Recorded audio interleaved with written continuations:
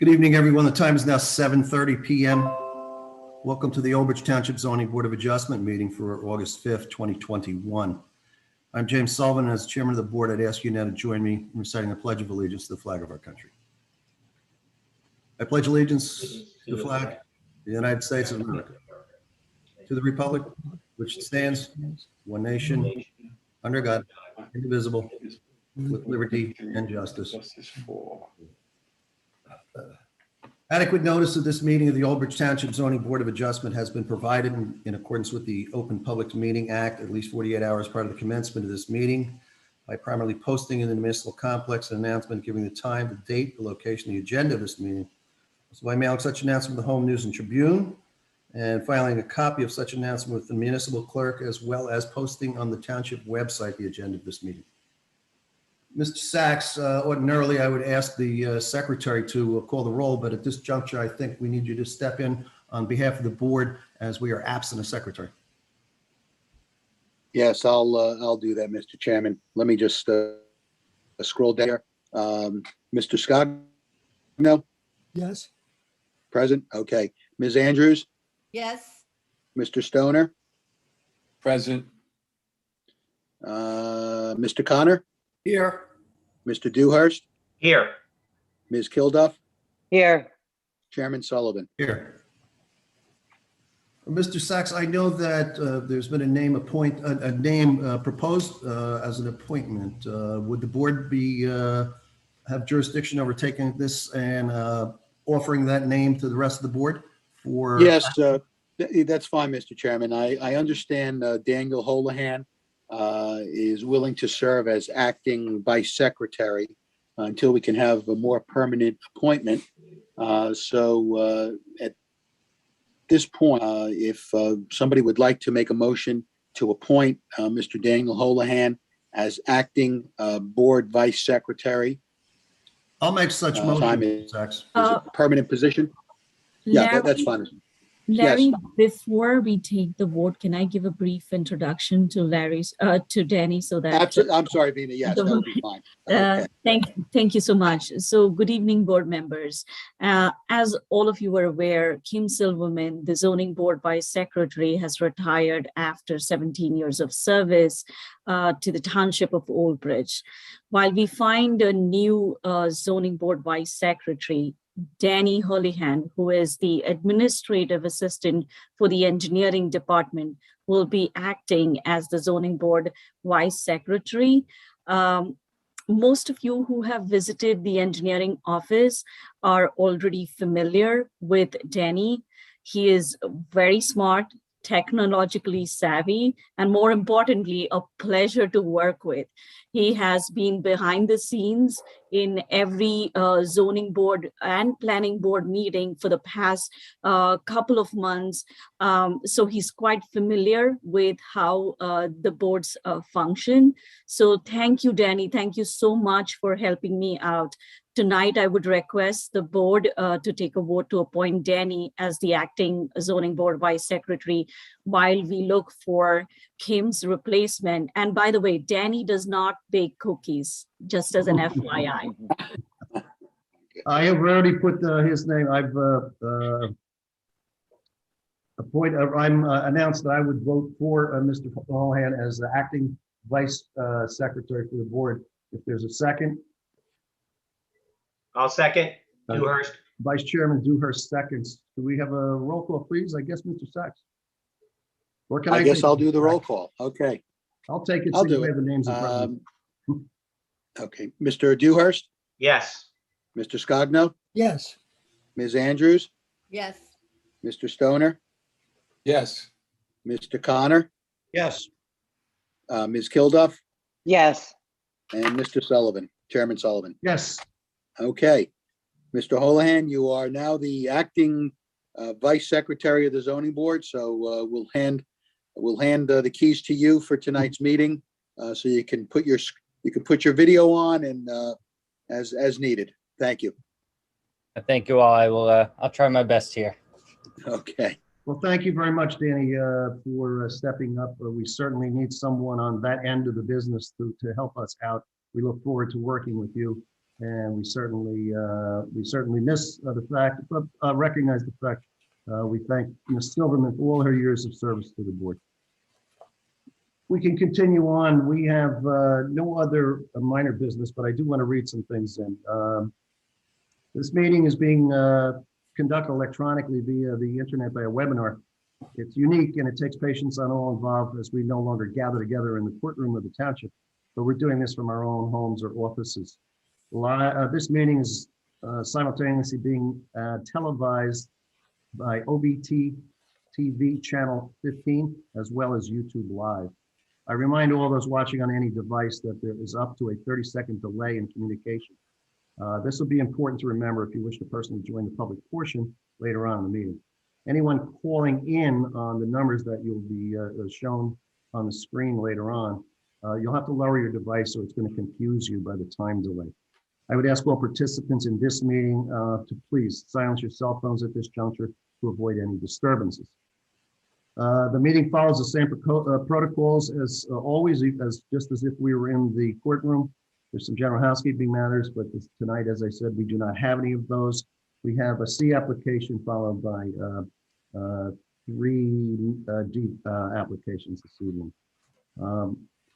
In between, if there is a need for a break with the stenographers, and I see Ms. Masterson's name is up there. I'm assuming she's working this tonight for someone. We will announce that to the public ahead of time, and normally we would take about a 5 to 7 minute break. We may not need that, and we may go right through, but be mindful of that. Also, as you're watching the applications, questioning would come after the application is presented by the applicant. So we would listen to all of the professionals give their testimony.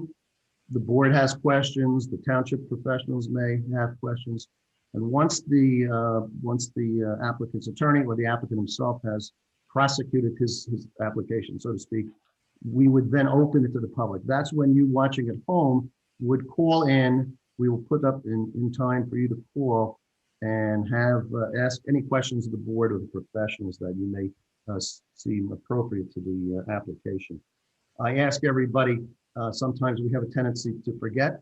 Get a piece of paper and a pencil so you can write down those questions while you're listening to the testimony. It'll make it easier for you when you call in. Other than that, the moderator of this meeting is Ms. Venus Sawant. She is the township planner, and she's the blood behind us that keeps the machine running here. So, Ms. Sawant, could you fill us in on all the things that I have missed? Thank you, Chairman. Good evening, all. A couple of reminders. Zoning board members will be unmuted during the first half of the meeting when they will be required to vote on other agenda items. I don't believe we have anything tonight. The zoning board attorney, the zoning board chairman, the zoning board acting vice secretary, and the court reporter will remain unmuted throughout the meeting. Everyone else will be muted once the presentations for the applications begin. The applicants' professionals will be asked to turn on the video and unmute themselves in the order in which they will testify. For public, I will announce the last 4 digits of the caller's phone number to come forward, announce their name and address. I will also announce the last 4 digits of the next caller's phone number so that they will be prepared. We will share our screen to display any exhibits. The meeting information will be displayed on the screen multiple times during the meeting so that any resident who wishes to call can join the meeting. Please be patient. There is a time lag. And also, each one of you will get an opportunity to speak. Thank you so much. Thank you, Ms. Sawant. We're going to move forward with the first C variance application this evening, and I'll read it into the record. It's 36-2021Z. Mohammed El Sharbini. This is located in the R6 zone at 15 Pace. It's block 18011, lot 7. This is for a front porch. Mr. Sharbini, do I see you in the, yeah, I do see you, sir. Would you unmute yourself, please? The board, are you going to be testifying, and is anyone else going to be testifying? No, I'll be testifying on my behalf. The board attorney is going to swear you in, sir. All right. Sir, please raise your right hand. Swear to tell the truth, the whole truth, nothing but the truth, so help you God. I do. All right, please state your name, spelling your last name and address for the record. Sure. Mohammed El Sharbini, last name EL-SHERBINI. Address is 15 Page Street, Old Bridge, New Jersey, 08857. Thank you. Mr. Sharbini, we have the application in front of us, and it would appear that you're in need of a variance for a situation that involves a roof over a front porch. You're representing yourself in this matter, and this is a C variance, so there's no need for a permanent record. However, there are certain things that you're going to have to put on the record to tell us why we should grant this variance to you. But we make it quite simple because you can, in your own pace, tell us what you're going to do, why you're going to do it. Then I'm going to ask the Township Zoning Officer, Mr. Gill, why you need a variance. Then the board may have some questions. Mr. Gill may have a question of you. You may have some questions for us. As we proceed through at that point, there'll come a point where, as I was talking about the public portion, I will ask you, I'm going to go to the public portion at this juncture. We would listen to anybody that calls in. After such time, I would come back to you and say, is there any final words that you want to tell the board? And then I would ask you if you want me to call for a vote.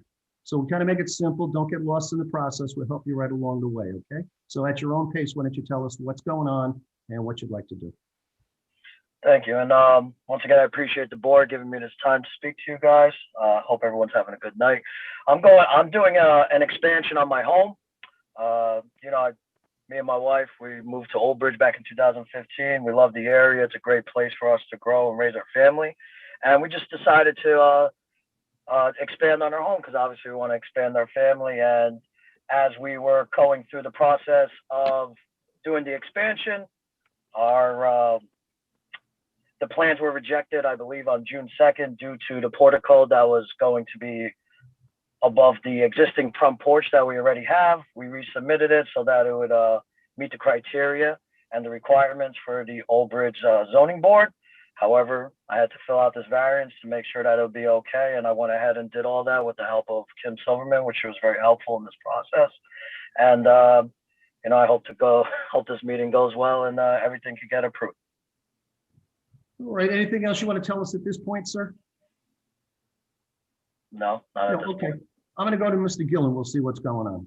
Damian? Thank you, Mr. Chairman. Good evening, everyone. As Mr. El Sharbini said, this application was before my office for review for an expansion, not just for the front porch overhang. There's a large add-a-level addition that they're doing to expand the home. As Mr. El Sharbini was saying, they looked at the housing market, the current conditions, and decided that the best way forward was to invest in their property. During that review, it came to our attention that while the addition was okay, the existing front porch remained uncovered, and this proposal was to put a cover over it. As we can see from the survey that's being shared on the screen, the building exists at the front building setback line. So the front facade lines up generally with that building setback line. So the front porch is in the front yard setback. That's generally permissible because as long as it remains uncovered, it's a permitted extension into the front yard. Specifically, the applicant proposes the front porch cover to be 17 feet from the front property line, where that 25-foot setback is required. So he's not expanding the footprint of the porch. There is a slight overhang due to the eaves and the architectural elements that they're proposing, but generally it's going over that existing front porch, and it's for that reason that Mr. El-Sherbini is here before us this evening. Thank you, Mr. You're welcome. Board members, I can see most of you on the screen, but speak up if someone wants to ask any questions at this juncture. Leon Scogno. Go ahead, Scott. It seems like all your neighbors, the facade, the front of your home matches everyone going down the block to your right and to your left, as it presently looks now. Now, Damien, will that change after that? Will it match the homes? Now, Mr. Scogno, let me take a look at that and come back to you with an answer there. I just want to Okay. take a look. Okay, thank you. Okay, is there any other board members in the meantime that have any questions? Okay, we'll wait for Mr. Gill's answer on that. Mr. Scogno, do you mean everyone has the exact same setup? Yes, sir. Everybody down on the left and Okay. on the right all match Right. the face. Now, after he gets completed, will it change the look of the homes? I think all he's doing is putting a roof over the porch. And there's already a roof over his porch, which matches everybody else. Okay. So these homes, yeah, I'm looking at it now, Mr. Scogno. Thank you for being patient with me. As I'm looking at the street view of the property, these homes are equipped, they're like 1.5-story homes. And what they did, and part of the original design scheme, was to have a shed dormer come off the front, which then leaves that small porch overhang that what looks like a porch overhang that runs across the front facade of the building. So in that regard, this will be different because it's going to protrude in the front. He is one of the few properties. There are several properties that do have uncovered porches in the front. Most notably, it looks like across the street and maybe 3 houses down. It has like a more ornate front entry, and there's some terraced landscaping. But in terms of the structure itself, the structure itself will remain the same, but there will be this front porch extension, which we're not going to see on some of the other homes. Okay, Mr. Scott, no? Well, okay. Thank you, Damien. Okay. Any other questions? Mr. El-Sherbini, at this point, I don't see any questions from our professional. Mr. Saxton, you didn't have any, did you? I have no questions, Mr. Chairman. Okay. Mr. El-Sherbini, as I said, I'm going to go to the public on this matter to see if anybody wants to weigh in on it. Okay. This is matter 36-2021Z, located at 15 Pace Street, Old Bridge, for a front porch roof. Is there anyone at home that would like to be heard on this matter? We need to put up the phone numbers on the screen, please, Mr. Holohan. Or is that Ms. Sawant? I'm not sure who's controlling those. Meaning have it. There you go. Okay. Anyone watching that may have interest in this matter, you can call those numbers, any one of those numbers that you see in front of you. We'll give you about a minute to do so. If you have interest in this matter, we'll receive your call and the board will entertain your comments. Ms. Sawant, is anyone in queue? No, we have no raised hands. Okay. We'll just give this a little bit, seeing as we just recently put up the number. While I'm waiting, Mr. El-Sherbini, just to see if anyone called in, is there anything else you want to tell me at this point for the board? Yeah, I mean, I have a couple of reasons why I'm getting the portico. Mhm. Obviously, just as Damien had stated, it's aesthetically tuned with the architectural redesign of the home that I'm doing. There's going to be A's on 3 different sections and 3 different levels of the home, obviously making it aesthetically pleasing. It's definitely going to add home value, all right, not only to my house, but all the homes around me. And obviously, it's going to protect the Trex decking that I already have on the existing porch from the adverse weather conditions. So therefore, I can have upkeep on my front porch. So therefore, it doesn't get ruined.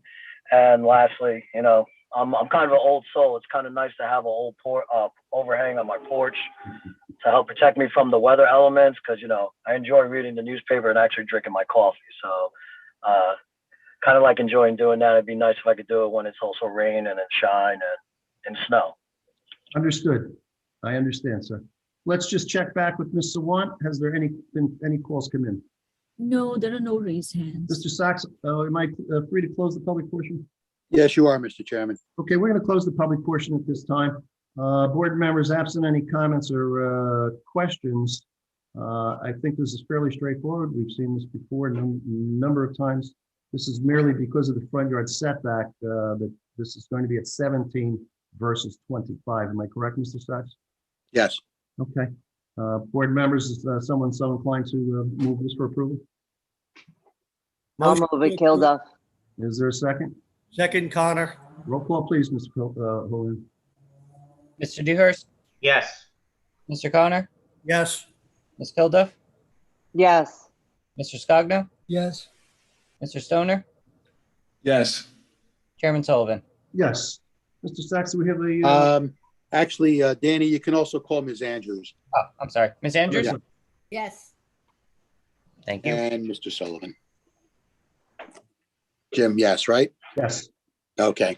And yes, Mr. Chairman, we do have this is application 36-2021Z, applicant Mohammed El Sherbini, property located at 15 Pace Street, block 18011, lot 7. It's an application to construct a second floor addition over an existing, which includes cover/roof over existing front porch, which is 17 feet from the front yard where it is required. And the property is located in the R6 zone. The conditions of approval: construction to be completed within 1 year of the issuance of the building permit. Second condition, that the porch shall remain open.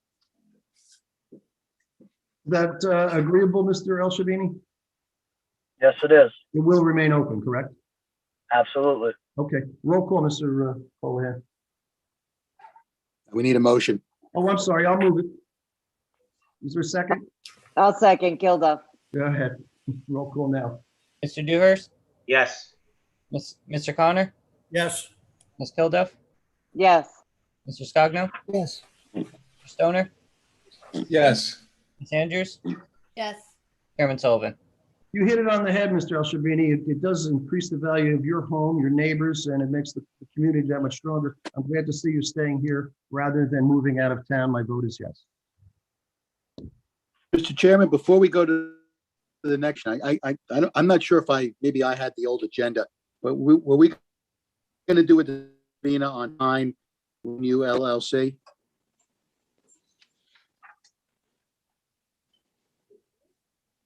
Larry, your voice, I couldn't hear you. Can you? Your audio broke up. Can you repeat that? Yeah.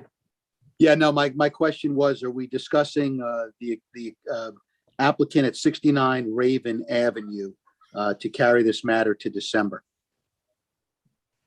I didn't have Yes, that on we mine.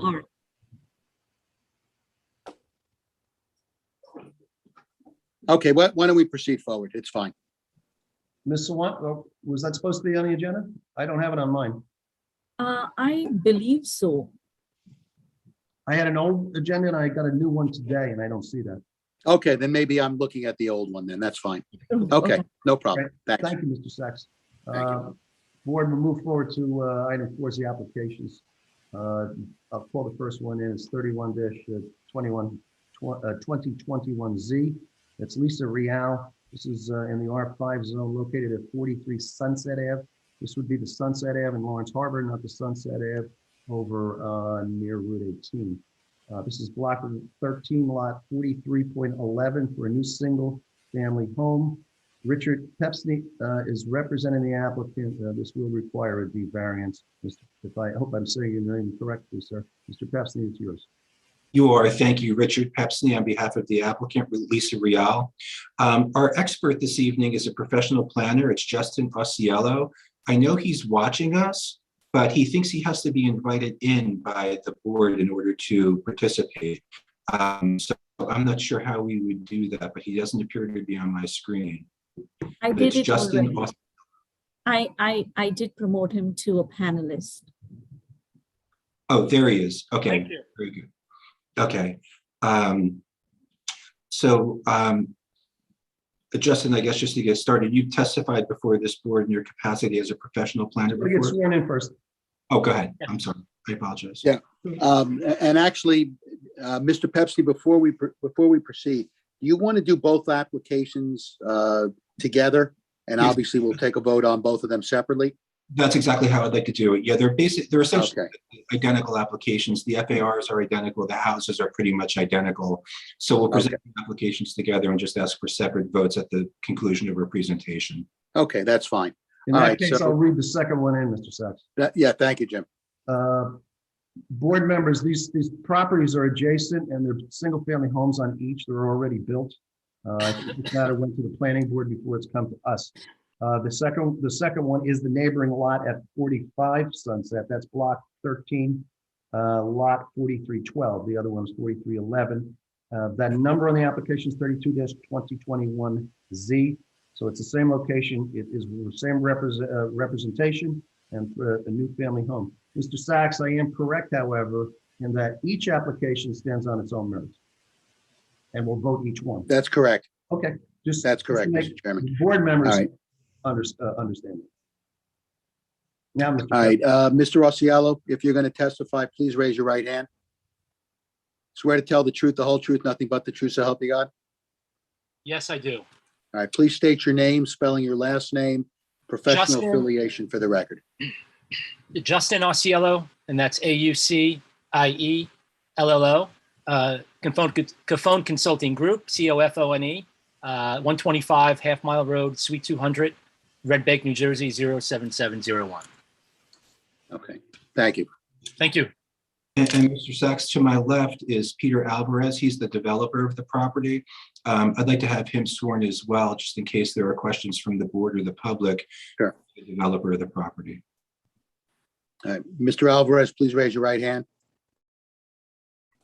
Swear to tell the truth, the whole truth, nothing but the truth, so help you God. Yes. Please state your name, spelling your last name, professional affiliation for the record. Peter Alvarez, ALVAREZ, and I'm the builder, Mr. Demo.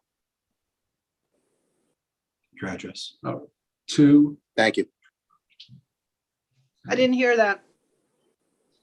185 Escondido Court, Homedale, 07733. Okay, thank you.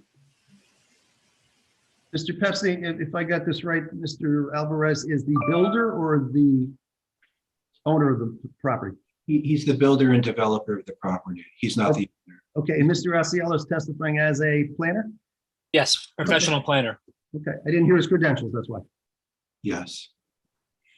And Mr. Osiello, I believe you've testified before this board fairly recently, in fact, in your capacity as a professional planner. Is that true?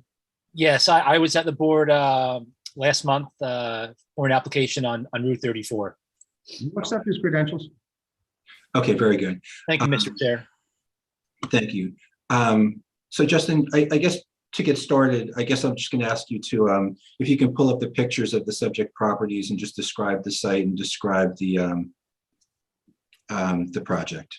Absolutely. May I please share my screen, Mr. Chair? Miss Swan handles that. Ms. Sawan, may I please share? Justin, typically all the exhibits are shared by me. I didn't get any exhibits from you, so I don't have anything to share, but let me try. Give me 2 minutes. Let me see if we. Would it be possible Ms. Swan, if I just sent you an email with some exhibits? Would that be easier? I Yes. apologize. Yeah, sure. Just, can you email it to me? Okay. I apologize, board members, for not having these exhibits preloaded. Do we have the exhibits? Ms. I Swan? I don't have any exhibits for this I don't one. think we can, I don't think we're going to take testimony exhibits that haven't been presented in timely fashion. And maybe, I believe. You can proceed with just. Oh, yeah, I think they've got to be, right, they've got to be in 10 days before the hearing. Mr. Rosciello, what exhibit do you want to refer to? Because I know we have, obviously, the plans. Right. So what else, what other exhibits do you have? So my exhibits, essentially, it's just a picture of the two lots as currently stands. I also have an exhibit which shows, you know, there are other properties in the area that have FARs that are deficient as well. There's nothing that's drawn from the standpoint of like engineering plans or the like. They're essentially just some basic, you know, things that I put together for the benefit of the board to understand this application and how it's consistent with other properties in the area. Mr. Sachs, I accept Mr. Osceola's professional credentials, and he is under oath, and I don't think he would lie about what he's saying. I just thought he had specific documents that he wanted us to have. But if he wants to testify under oath as to his knowledge, I have no problem with that. Yeah, but that's fine. Yeah, that's fine. I mean, if you want to screen share what we have already, that's fine. You know, so if you want to put that exhibit up, Vina, and if you want to testify to supplement, that's, yeah.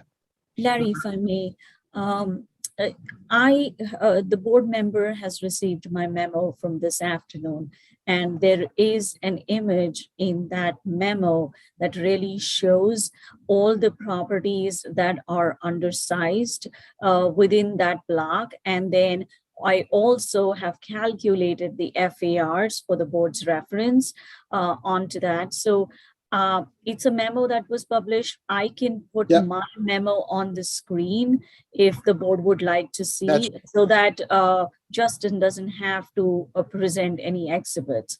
Maybe that's the way we can handle it. Good for you, Justin? We can do it that way. That's fine. Thank you very much. No problem. Okay, Justin, I guess if you can start by describing the site and the relief that we're requesting. Absolutely. So there are two sites this evening. They're adjacent. They're identical in layout. They're both, as Ms. Sawat has just shared, they're both undersized. If the board's aware, this application was a subject of an application over at the planning board. And we're here this evening, of course, at the zoning board because the application, or the two applications, they require the same relief for FAR, floor area ratio. In this zone, the maximum gross floor area permitted is 0.40. And both of the properties, two homes, have a proposed FAR of 0.455. And I think it's important to note for the record that these homes are existing. They're currently on the two separate properties.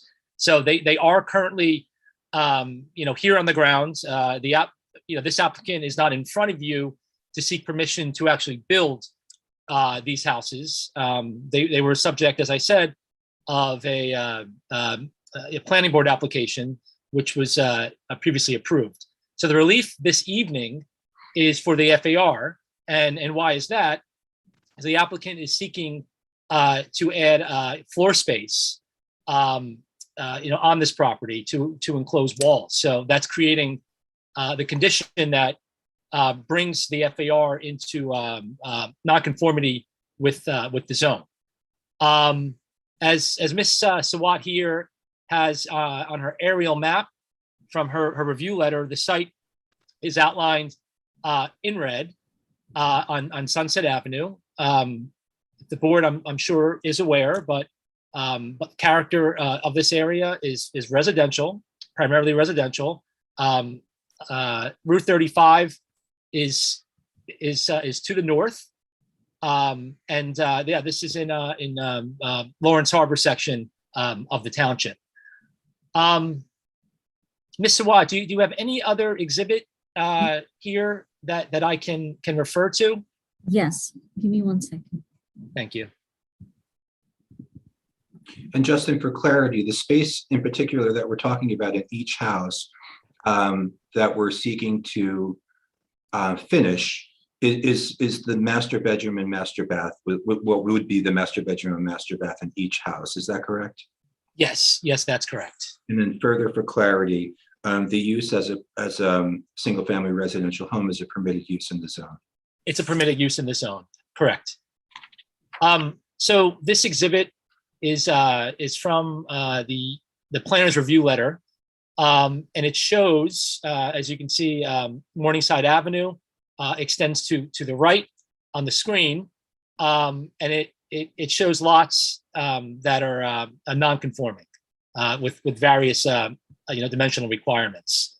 Sunset Avenue is to the left, sort of in the center of your screen, and the subject property or the subject properties, if this application is being handled in the aggregate together, has a line, a black line through it, which appears to be darker than the other lot lines, which is intended to denote the minor subdivision.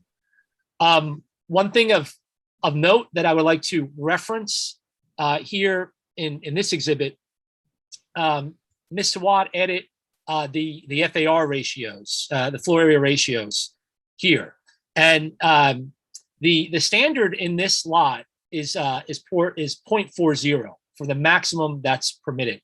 I'm sorry, in this zone, not this lot, maximum that's permitted. As you can see, there are a few here on the sheet. Ms. Sawat, if you don't mind, can you zoom in just a little bit more? Even with my glasses, I'm having trouble with the lot. Okay, so as you can see, lot 95 has an FAR of 0.48, which violates the maximum that's permitted, FAR that's permitted in the zone. In addition to that, lot 86 is right on the money at 0.40. And then Ms. Sawat, if you can scroll down just a little bit as well, please. Lot 77 is 0.65. So there are lots in this area that do have floor area ratios that exceed the maximum that's permitted at 0.40. Again, we're here this evening for the FAR variance. We're not here this evening seeking relief for bulk variances. I think we should, if there's nothing else in your letter, Ms. Sawat, I think I'm good here with the exhibits. Okay. Thank you very much for your courtesies. And Justin, in terms of the legal standard and the positive criteria, we discussed this afternoon under the Coventry Square case, the standard of proof for special reasons for D4 variance is less stringent than for a use variance, of course, because the use is already a permitted use in the zone.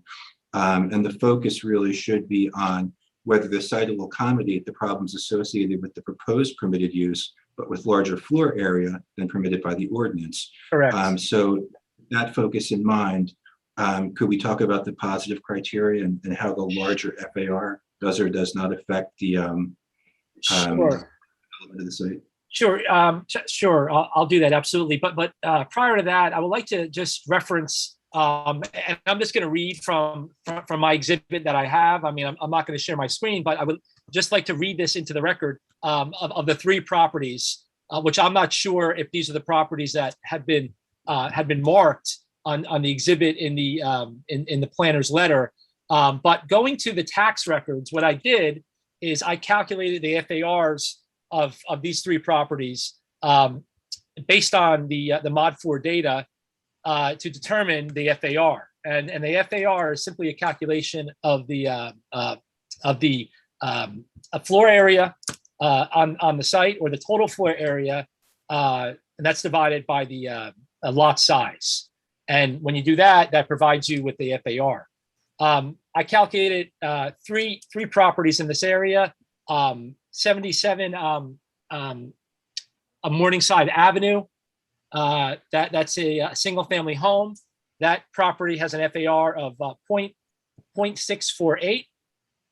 The next property is also on Morningside Avenue. It's number 95. The FAR of that property is 0.48. In addition, on Orchard, 142 Orchard, there's again a single family home. These are all single family homes. That site has an FAR of 0.508. So I would just like to get that on the record, because I think it's important from the standpoint of the positive and negative criteria to show that what's proposed this evening, there are other lots and properties in this area that have FARs that exceed the max required or the max permitted in the zone. So as for the positive criteria, as you heard from our attorney, this is a different standard of proof than Medici, which, as the board I'm sure knows, that standard of proof is for a use variance, a use that's not permitted in the zone, a much higher level standard of proof. In this instance, as you heard from our attorney, we need to show that what's proposed or the site can accommodate the problems with the FAR that's associated with the FAR. So in this particular instance, it's my professional opinion that the larger FAR, it really doesn't present problems. And for that reason is because the homes, they're already built. They're currently there on the two properties. And there are, as you saw from the exhibit in the planner's review letter, there are a number of homes that have some nonconformities. In addition to that, there are multiple homes. By my count, there are three properties in this area that have an FAR that exceed the maximum that's permitted under this zone. So it's my opinion here that the board is presented with a situation that's quite unique, given that this structure is already built. And I'm going to get into the reasoning as to why the applicant wants to enclose that space. Another important point here relative to the positive criteria is that the occupants of the home will utilize, if the board should grant approval, will utilize the space in the spaces in question. So that, of course, since these are the owners of the home, it's not going to result in extra cars in the driveway, on the street, and certainly, there won't be another family in here, of course. So this won't, this won't place extra burdens on the school system or the systems of the township.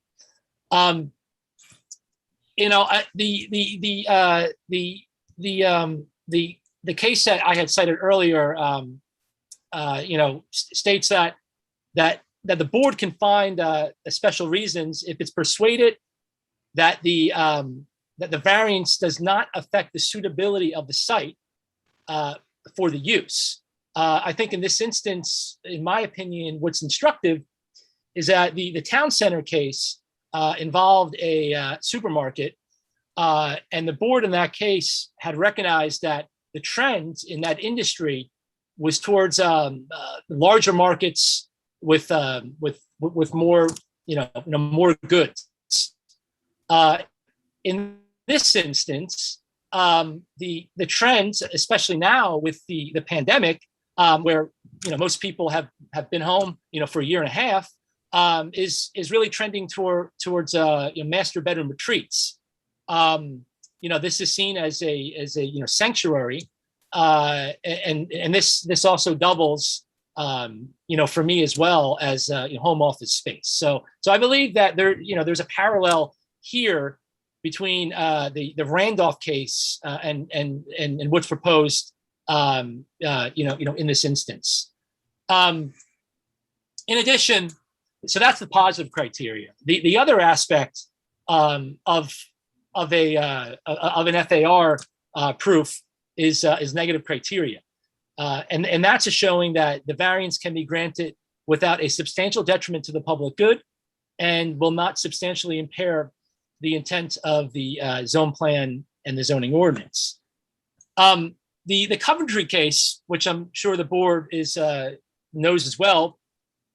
In that case, it was held that the negative criteria was less substantial than what's required for a D1 special use variance, because the ordinance in itself permits the use in this particular zone. Again, as I had stated in the positive criteria, there are other lots in this area that do not conform to the FAR. Those were the lots that I had mentioned earlier. So again, I think, and also, as I had previously stated, these two houses are currently existing. They are there. The applicant will simply just want to enclose that space, and that in doing so will create more floor area, and that of course is triggering the need for this variance. One thing that I'd like to mention from the 2020 master plan update is that the town, there's a statement in there that the township should be providing some better strategies and planning to achieve a better balance in the jobs to housing ratio and to improve the tax base. In this instance, again, the occupants of the spaces in question will be occupied by people who will be holding jobs, and certainly that will support the jobs to housing ratio, and this certainly will not be affected by the granting of this relief. And again, the space in question is already developed, so allowing for the space to be utilized as living space will increase the tax base without placing a burden on the surrounding properties. So that's the balancing test. It's my opinion that the benefits of granting the variance, the FAR variance for these two lots do exceed any detriments. And if there are any detriments, it's my opinion that any detriments in this instance are not substantial, and substantial is the standard of proof for the negative criteria. And then just for clarity, in terms of the second prong of the negative criteria, in your professional opinion, could the variance be granted without substantially impairing the intent or purpose of the zone plan and zoning ordinance for the township of Old Bridge? Absolutely. I don't see a substantial impact or impairment to the zone plan and the zoning ordinance. This is a permitted use. Each house on each lot, single family residential, they're permitted. Of course, we do require the variance for the FAR, but predicated on my previous testimony this evening, I believe that there are substantial reasons why I find in this unique situation, especially the granting of this variance is okay. So certainly I don't see any impact to the zone plan of the zoning ordinance. Thank you, Justin. Mr. Chairman, I don't have anything further for this witness. While he's there, the memo says something about two bulk variances for deck setback and deck side setback and rear. Does he want to address those? Our application. Really, and our application is really not for bulk variances. Our application is really just for D4 relief for FAR. I understand that, but Ms. Sawant's memo says that they would be mute. Oh, Chairman, can I chime in? Sure, please. Because I'm a little confused as well. I was trying to text Larry actually. So one, I didn't have a denial letter from the zoning officer, so I didn't have that benefit. This application was recently in front of the planning board for a subdivision. So I wasn't aware that the houses were already built. More so where I reviewed the application when it was in front of the planning board. At that time, there were a couple of setback variances that were granted. At that time, the applicant had testified that the homes would comply with the floor area ratio requirement. And I also recollect, because when I was crafting this memo, I had specifically gone back to review this surveys and this project versus what was approved by the planning board. And the deck, the rear side extension, that was not a part of the application. That was, the board did not grant those C variances at that time. So now that I'm looking at this application and, it changes the whole perspective. The homes are already built.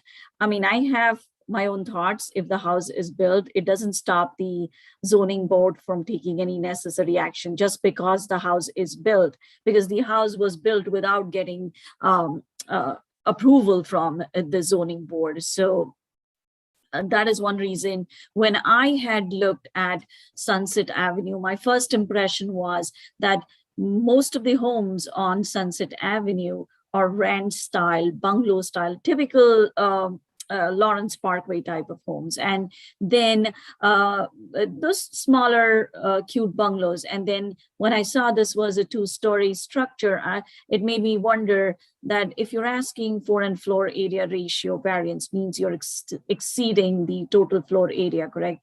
And then you have the second floor. Is the home really in character with the neighborhood? The homes that Justin pointed out, which exceed the floor area ratio, are actually on Morningside. They're not on the same side of the street, because just like he did his homework, I did mine too. And that was my observation, that one, those homes are on Morningside, not on Sunset Avenue. The only 2-story home that is on Sunset Avenue really also is abutting Route 35 corridor. But when I wrote my review letter, I wasn't aware that the home is already built. So I don't know, Larry, how you would. Yeah, let me just make sure I understand this. So the application went to the planning board, Vina, I assume for a minor subdivision, right? Yes, that is correct. Okay, and after the minor subdivision was I guess at the time the minor subdivision was granted, there were no homes on either lot? There were no homes on either lots. All right. So, Mr. Pepsney, I guess my question is this: did your client apply for a building permit to build those 2 homes? So what happened was, when they were before the planning board, the only thing that was presented, that they didn't have home plans yet. So what they presented to the board was a site plan with a building envelope depicted on Right. it. And then subsequent to that, when they got their approvals, they had an architect draw up the plans. The plans were submitted to zoning. My client then asked that for a partial release of the foundation plan so that they can start to construct the foundation, which was provided. And then after the foundation had been completed, zoning apparently had reviewed the plans by that time and determined that the FAR was slightly over. They issued permits to allow the construction to proceed as designed, but did indicate that we'd have to be before the zoning board for FAR relief, which is what brings us here tonight. I mean, Larry, right. if I had known this, I would have ensured that our zoning officer would be attending this part of the meeting as well, so that, you know, we could hear from him as to what really happened or what transpired. Because, I mean, you know, there is case law, even for half a fee, you can force the applicant to turn it down. Not that I'm saying we have to, No. but I'm just trying to understand what happened. How come the house is fully built and now it is in front of us? So it just took me by surprise. All right, so one other question I have is, I guess when it went in front of the planning board, Mr. Pepsney, I obviously submitted a subdivision plan. You showed a building envelope of how big the house was going to be. That's the house that was constructed based on that building envelope? That's correct. Yes, it is. Okay. And were any bulk variances required in connection with I didn't application? represent the homeowner before the planning board. It was a different attorney, but my understanding of the application is that there were 2 bulk variances that were granted in connection with that subdivision application. All right. You know, I'm just being a view. I mean, I think we need to maybe see a copy of the approved subdivision plan and also the resolution from the Yes. planning board. Yes, Larry, if you bear with me, I can maybe jump on to my remote desktop and try to see if I can find something. I know I did make sure that the setbacks that are proposed by the home are consistent with what was approved by the planning board. The only thing that struck to me was, okay, the staircase, the deck, which is at the back, doesn't comply. It was not presented to the board at that time, and that's why I cited them as new variances. Or maybe we can have Damien, I can have everything put together again and have Damien come in and also testify on the zoning department's behalf and carry it to the next meeting. Yeah, I think I'd also like to see the permits that were issued. All right, Mr. Pepsi, I'm not sure we can proceed forward tonight without having our zoning officer here.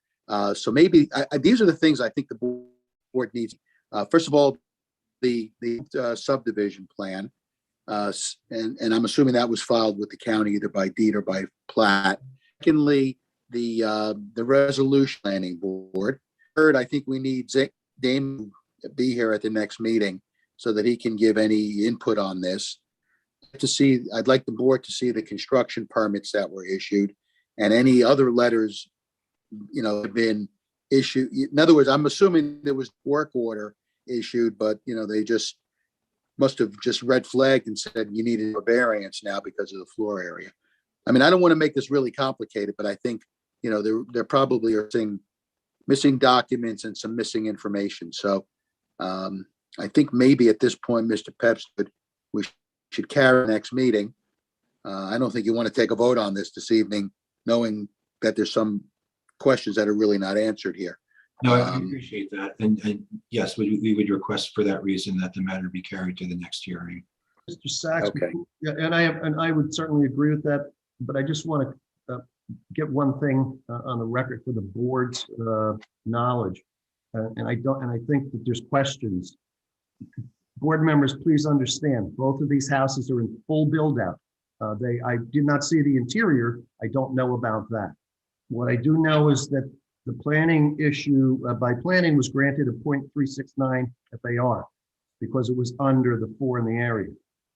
Why it went to 4.0 or I'm sorry, 4.55, I'm not quite sure because no one ever said anything. All you said was because they're going to use some other space. I think it would have been helpful if you explained what did you do on the inside to change the space? And did you do it in both houses? And by the way, are these mirror homes or do they stand just on their own? They're mirror homes. Okay, so what actually changed inside that caused the FAR to go? It was always, when it started, it was on the floor plan when we presented it. Okay. 2,000 All right. square feet. If that's the case, then we could put that on the record the next time. I just thought Mr. Osceola, at least my understanding, made it sound as if you changed some sort of structure in the master bed and bath. And if that's the case, let's just deal with that next time too, so the board actually understands These are mirror homes. They're in full build out. And obviously you need an FAR. And according to Ms. Sawant, there may be an issue with the 2 decks, and I'm assuming they're mirror as well. Okay, All right, am I right on that, Mr. Sachs? Yeah, that would be accurate. Okay, Ms. Jim, why Sawant, don't, would that- yeah. I would say let's go to the public as well. I don't know if there's anyone from the public. Right. who's listening, so Is that okay with you, Mr. But Pepsi? yes, we can carry both applications. Yep.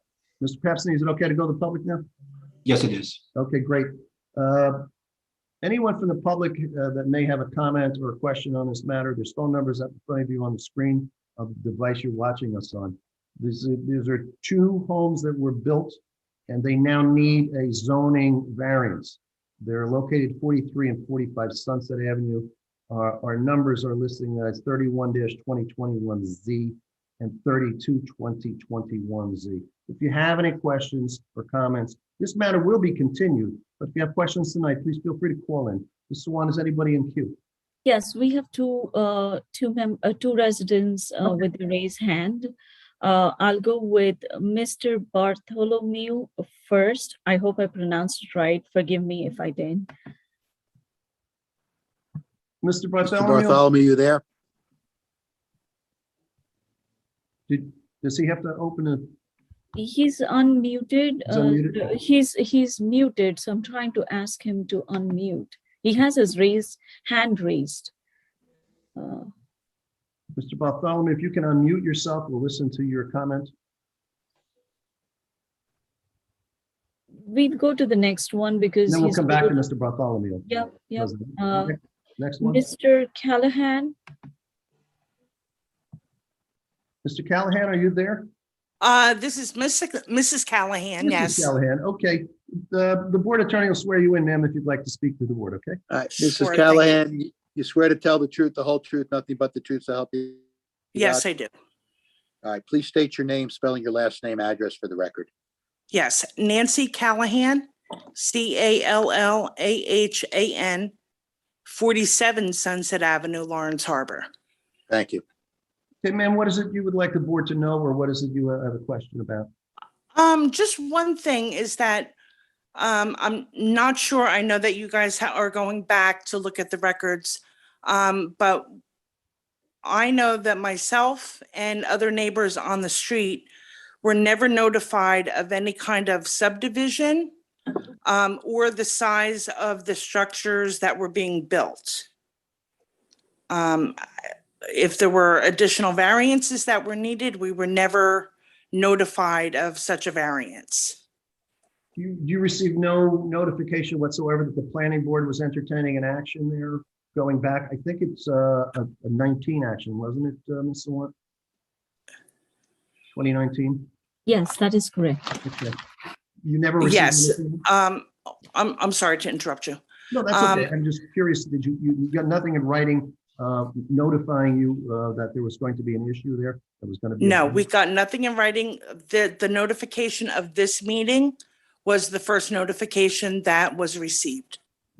Okay, I'm sure someone will have records. I would guess the Mr. Pepsi would, I don't know if he was on it at that. Were you on this issue, Mr. Pepsi? At that? I did not represent the owner before the planning board. However, I do have a copy of that file. So I do have copies of the notice and the green cards and white cards that were submitted to the planning board secretary prior to the hearing. So if it pleases the board, I can upload those. Okay, Mr. great. You Chair. check on that, please, sir. Mr. Chairman, if I may chime in, Right. this was a minor subdivision application, which is reviewed by a minor subcommittee. And so when it's a minor subdivision, there is no notice requirement. Well, And that's a problem which I have always had my concerns. And in fact, the planning board attorney and I just had this conversation that maybe we need to revisit our ordinance. well, Vina, if there were bulk variances, though, no, he would have had to provide that notice, the 200-foot notice. Yeah. If there were bulk variances, yeah. Right, but the way the ordinance is written right now, for a site plan, a minor site plan application, if there is a variance, then you need to go to the full board. But for the minor subdivision, it doesn't clarify that. And that is the problem. So I have to go and work on the ordinance and fix it because I've never seen that in any other township. So we just came across that, and Mr. Cerdello and I had the conversation just yesterday. Okay, all right. Mrs. Okay. Callahan, you heard what I heard for the first time as well. So do you have comments that you'd like to place on the record? And I can assure you that there's going to be another public portion because there's going to be another hearing. We're going to give you that date tonight, so please don't tune out. But do you have any other comments you want to make other than not being notified? No other comments now, sir. Okay, but you will take that under advice to tune in to the next one, all right? Yes, I will. Okay, thank you very much for your call. Thank you for listening. Okay, Ms. Sawan, is there any else in queue? Mr. Bartholomew, is he back? He hasn't raised his hand. I have no other residents with their raised hand, but maybe we should give them a minute. Okay, Mr. Bartholomew, particularly if you were in queue, when you call in, and I believe the way it goes is when you answer, you have to unmute yourself. And I think it's by touching something on the phone pad, correct? *9. Yeah, *9, okay.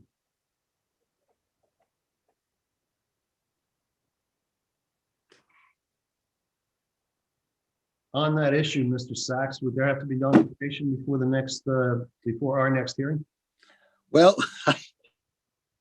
I guess my concern is if there were both variances that are necessary now, they would have to be noticed. So, Mr. Pepsney, I think you got to look into that issue to see if we require any bulk variances. I think you need to discuss that matter with Ms. Savant. Okay, very good. All right. Otherwise, Jim, there would be no further notice. Okay, understood. We can make an announcement as to when it will be carried to. Absolutely. Okay.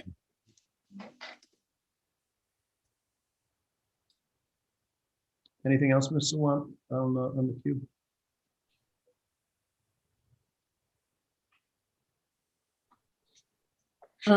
We have one raised hand. Okay.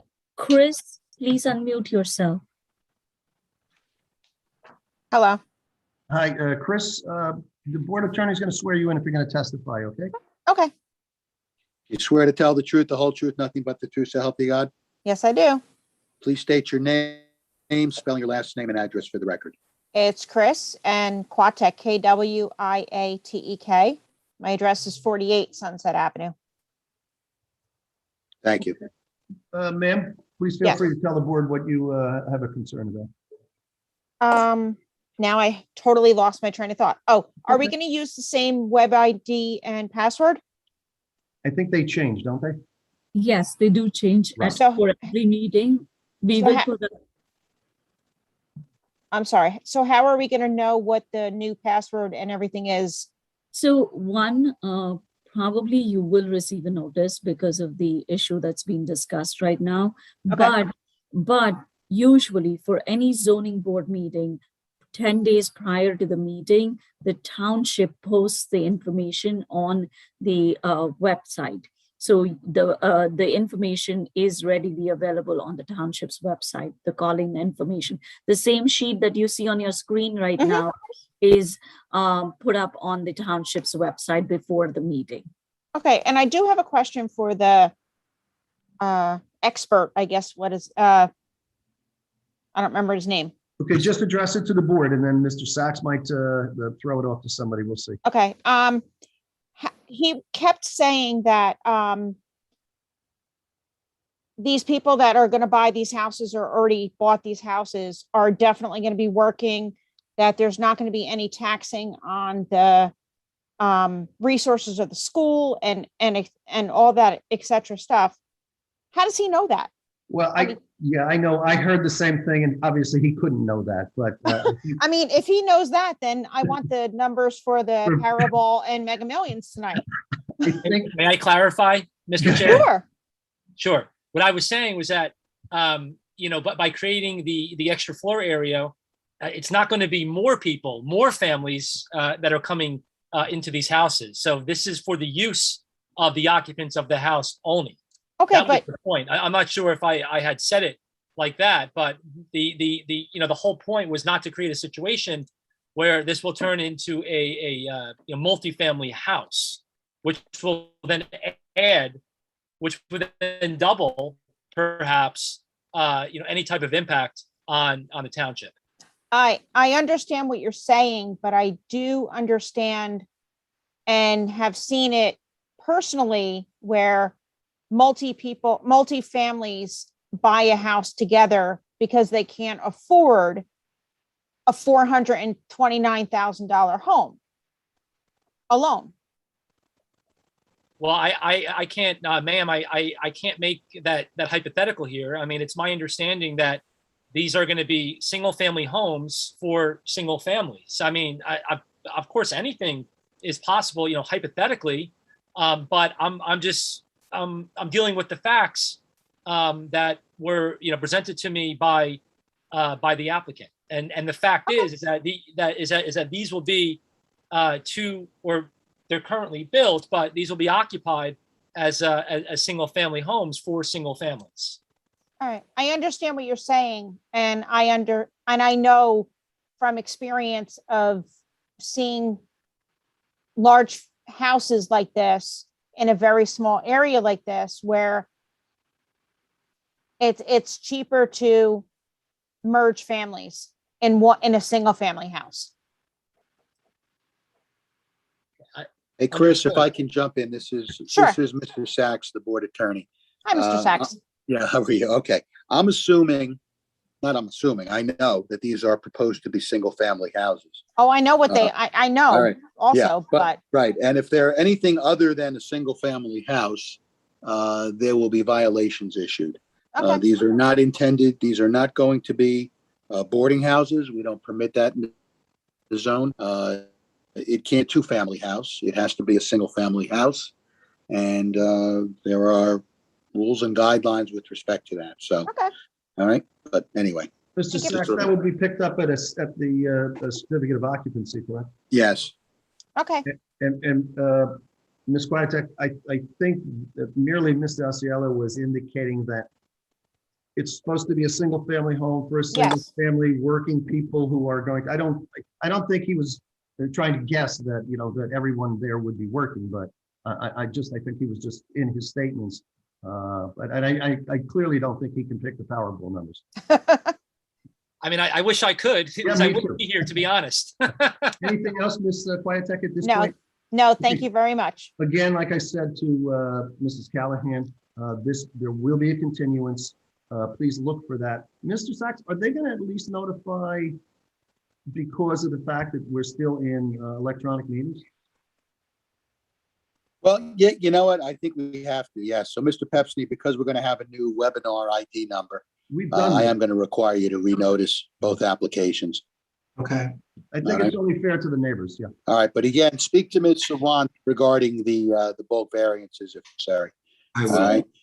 Larry, while Chris was speaking, I actually went and I pulled up the resolution. So I was wrong. They did go in front of the board and the notices were sent out based on the resolution. But I need to verify that because I know that in the past, this topic has come up that if there are bulk variances, why is the committee seeing it? So I do want to investigate further before the next meeting. But yes, Mr. Pepsney, you can call me and we can discuss this further. I will. Thank you. Mr. Sachs, we just need another date, correct?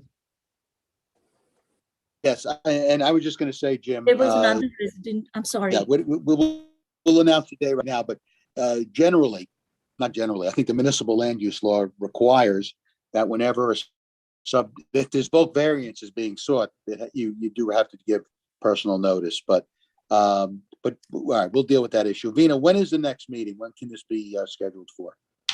I believe there is a meeting on August 20. I think we only have one.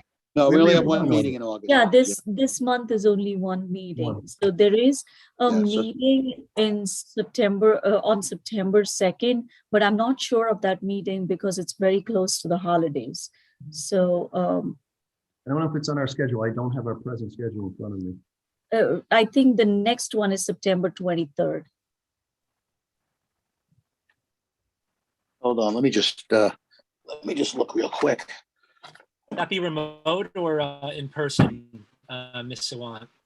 Most 23rd. likely it will be in person because right now the courtroom is being renovated and the plan is by mid of September the work would be done and we would start meeting in person. But I will know only when we come closer to it because you know how construction schedule works, right?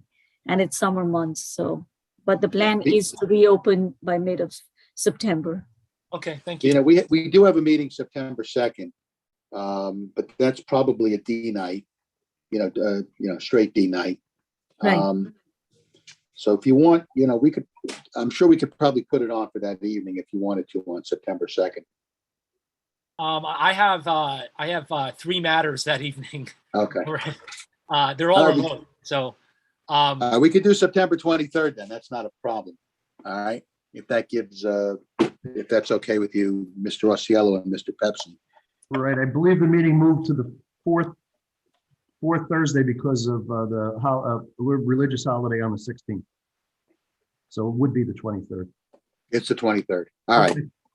All right. So, Mr. Chairman, I guess I'll make the announcement then. These 2 matters, application 31-2021, 32-2021Z, will be carried to the September 23rd regularly scheduled meeting of the Zoning Board of Adjustment.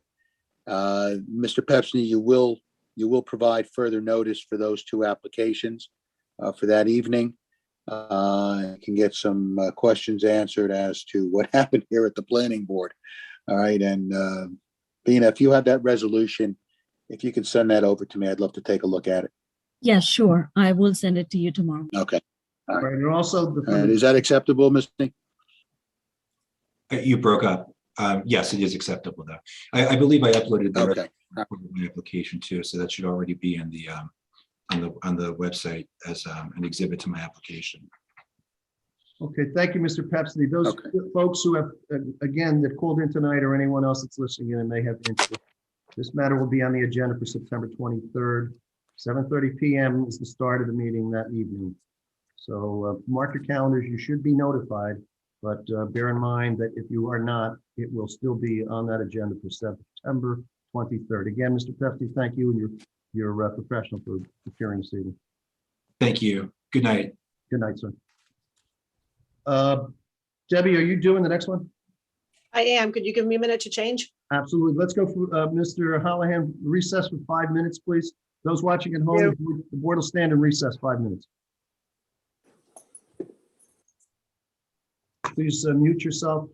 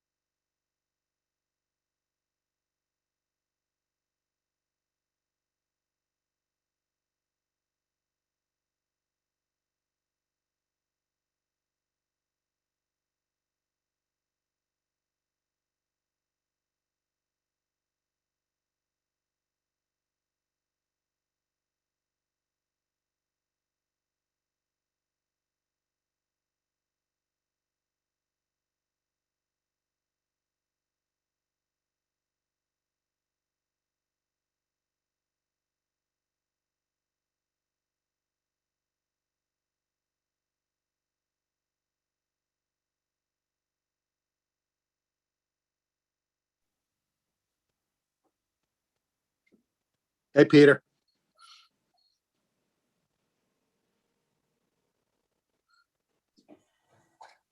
Good evening, everybody. Good evening.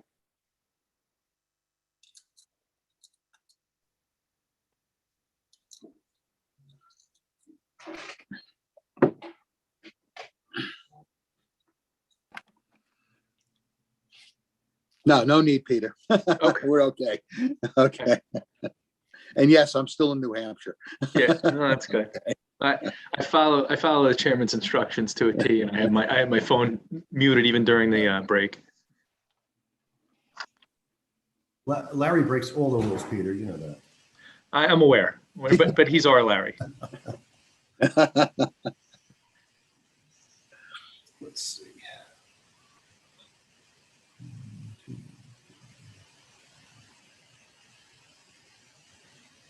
Mr. Dewhurst, are you back yet? I see Mr. Stoner, Mr. Duff. Yes, sir. Oh, everybody's back. Then we wait for Vina.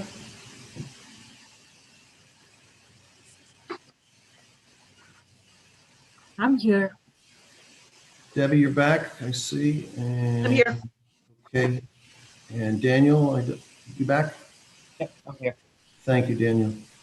All right, looks like everybody's back. I would like to call the meeting of the zoning board back to order. Mr. Holohan, can I have a roll call, please, sir? Yes. Mr. Dewhurst, Here. Mr. Connor, Here. Ms. Kilduff, Here. Mr. Stogno, Here. Mr. Stoner, Yeah. Ms. Andrews, Ms. Andrews, unmute yourself, please. Here. Thank you. Chairman Sullivan. I am here. Okay, board, we have a final matter for the evening. I'll call it into the record. It's 25-2021Z. It's EOM 538R34 LLC. This is located block 11252.14, lot 21.11, located at 538 Route 34. This is an amendment to approve approval for different uses, medical use, daycare, self-storage to the original commercial approval. Mr. Plaza will introduce this. Board members, you'll remember this has been a pre-approved application going back for, I think, 2 years. Mr. Plaza, it's all yours. Thank you, Mr. Chairman, members of the board. Good evening, professional staff and members of the public that are listening. My name is, for the record, Peter Klauser with the firm Hobble & Pape on behalf of the applicant EOM. As the chairman pointed out, this is a project probably known by the board as Tree Plaza, which is what it was approved at. Stephen Going was the attorney that represented the prior owner and developer in front of this board for variance relief. The property was sold, and I was hired to take over the project and help usher the new developer through the process. And I filed an application to amend the permitted uses, to amend the uses that were permitted by this board via use variance during the last hearing. It was approved as a mixed commercial residential use. The property is located in the R30 zone, so the commercial component was not permitted. The residential is, but not in the fact that it was multifamily, so that also required use variance relief. The application I filed, and I spoke to this just a little bit last time when I had a few minutes to talk to the board, was for pretty much to allow more commercial uses than what were permitted by the board, sort of, add to the resolution. What was critical, though, to the applicant for this part is to allow medical use. There's a potential tenant to use one of the buildings as medical. And in speaking with Vina in preparation for the application, some of the other uses that I had listed as part of the application can create a little more questions as to the site plan and the layout of the site, whereas the medical doesn't do that. So I amended the application to the board to only request medical. If there's anything we want to do with those, we will file a new application for those items. We don't want to bog down the possibility of moving forward with a medical use by having to go through a number of other items. So I think that was good counsel by Ms. Sawan. It's what's important for this point. So all we're asking for is medical use in one of the buildings. I have two witnesses this evening. One is Scott Kennel, who I believe has testified before this board on numerous occasions as a traffic expert. I'll ask Scott to just quickly identify the layout of the site for the board, and then identify the testimony as it revolves around parking. Medical use in your ordinance requires an enhanced parking requirement. However, as pointed out by Ms. Sawant in her report, presently there would be sufficient parking to absorb the medical use.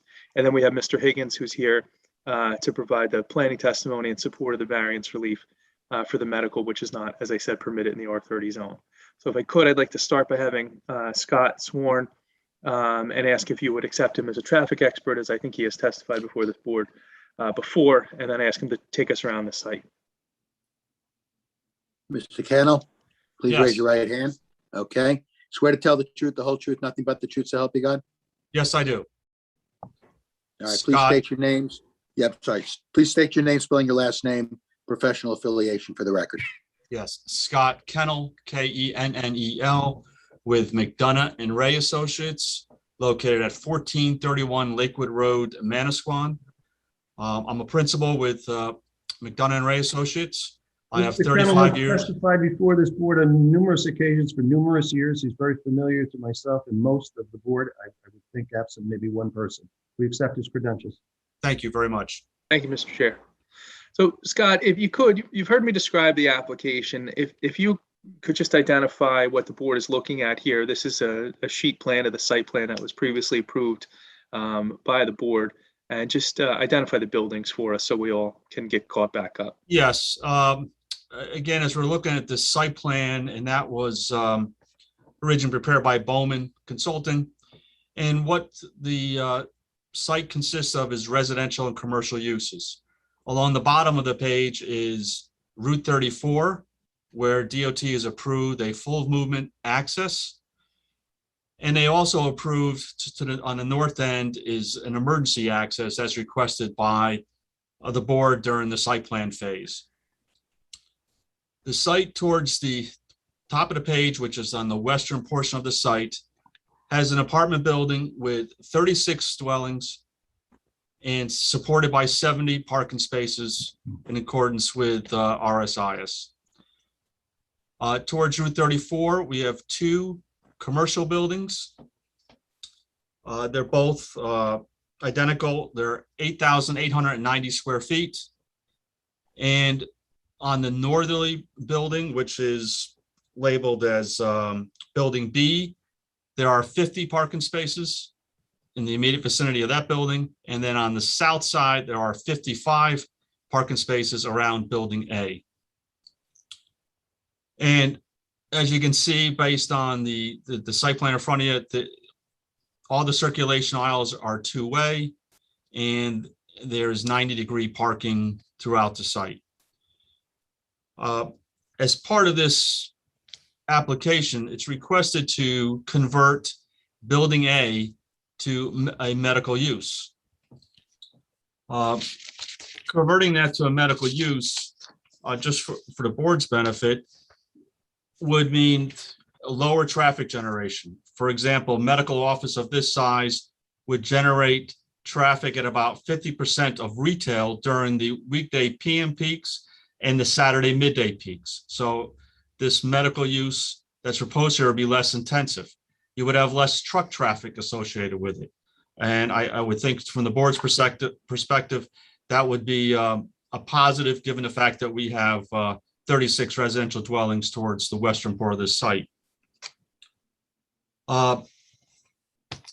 According to the township ordinance, medical use requires 6.7 parking spaces per 1,000 square feet. That equates to 55 parking spaces. So we have 55 parking spaces surrounding Building A, so therefore it will be compliant. And just for the board's benefit, the site plan was approved as retail or commercial, and that parking standard is 5 spaces per 1,000 square feet. So as Peter indicated, with medical, there's a slight increase on the parking requirement for our medical use. So for all intents and purposes, the plan that's been presented here in the conversion of Building A from retail to medical office has the parking that would be satisfy the township parking ordinance. There was one aspect that was raised by, in the two professional reports, is that based on the ordinance, there requires a, and I'll call it out specifically, it requires a patient drop-off area.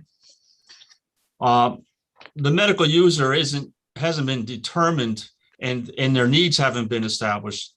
And as far as having a patient drop-off area, it could be the conversion of 1 or 2 parking spaces on the front of Building A facing Route 34, or we could use the area on the south side. There's a wider concrete area on the south side of the building that could be carved out to create a patient drop-off area. So at this time, it's unknown because those type of details haven't been established with the potential user. And but I guess, Peter, the issue is if we consider 2 parking spaces in front, then we'd need relief from the board. Well, yeah, I think Scott, what you're sharing with the board is that, we have space out there. We have a loading space in the back that could be patient drop off. The ordinance says we could reserve one of the parking spaces to be patient drop off, so we could do that. So we're just trying to demonstrate for the board that we have sufficient space to do that. Technically, if we go with reserving one of the parking spaces, we would then be 1 short under your ordinance for parking. This is a use variance. We would ask the board consider that as part of the relief that's requested, should we end up designating a parking spot. But there's ample room around the site with the loading space in the back and the concrete area to the left to provide a patient drop-off area. And that's simply all we want to demonstrate to the board, is that we have that sufficient area to do that. Right, Scott? That completes my testimony. Okay. I have no further questions for Mr. Kennel. It was critical that I wanted him to share with the board that we're sufficiently parked for the site and to identify and refresh the board's recollection as to what's out there. One of the things that I think the board is very well aware of, and I should have mentioned, this was one of your resolutions were in 2019 and I think it was January of 2020. So it was just before, the shutdown. And, a lot of this comes from that, retail has suffered significantly, and Jim's going to talk about that a little bit. But I should have introduced that as part of it in the beginning. This was approved right before, it was January, and then March is when we really shut down. So, but you can't, as Jim's going to testify, you can't get a vaccine at home. You can't have blood drawn at home, although I'll probably figure out a way to do that soon enough anyway. So Mr. Kennel's available, Mr. Chairman, to the board and your professionals for any questions. As I indicated, my next witness is Mr. Higgins. Sure. Mr. Dargy, you want to go first? Thank you, Mr. Chairman. I don't have any questions for Mr. Kennel right now. I think I'll reserve the ability to ask questions later on. Okay. Anybody else? Is Ms. Swan on this? No. Yes, I am. Okay, there you go. You have a question for Mr. Kennel? No, I don't. Okay, I see any of the other professionals? Mr. Scogno, just let me go to the professionals first. Okay, sure. Thank you. Okay, go ahead, Mr. Scogno. I don't see anybody else. Okay, Mr. Clauser, I also have the site plan. And when did they change ownership? What date? Oh, I wasn't part of when Noah purchased the property. Mr. Friedman, that's here. Perhaps he can indicate when he purchased the property, but I don't know. Maybe if he could send me a note, I could let you know. Because I remember on so you could probably remember this also, that on the behind the apartments, the buffer, there was some concern to the residents behind there, living behind there, and there was a decision made that you were going to, or the prior owner was going to, plant large trees, and these trees were going to come from Canada and give them great blockage for privacy. And I don't think that was done. And I would like to know about that.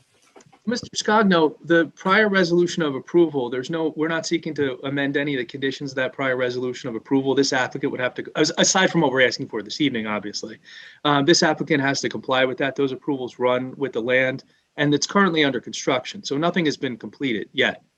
Do you see that, foresee that going in? I don't know the specific condition that you're mentioning, but if it's a condition that was in that prior resolution, it was part of the prior testimony, then yes, the current applicant must comply with that. Mr. Watt, do you remember that? Mr. Chairman, I can offer some insight in that if you'd like. Go ahead, Mr. Darcy.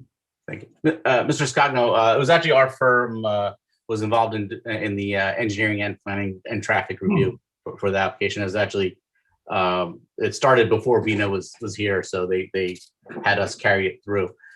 And there was quite a bit of discussion about that buffer along the rear. And you're right, the developer did commit to planting very large trees.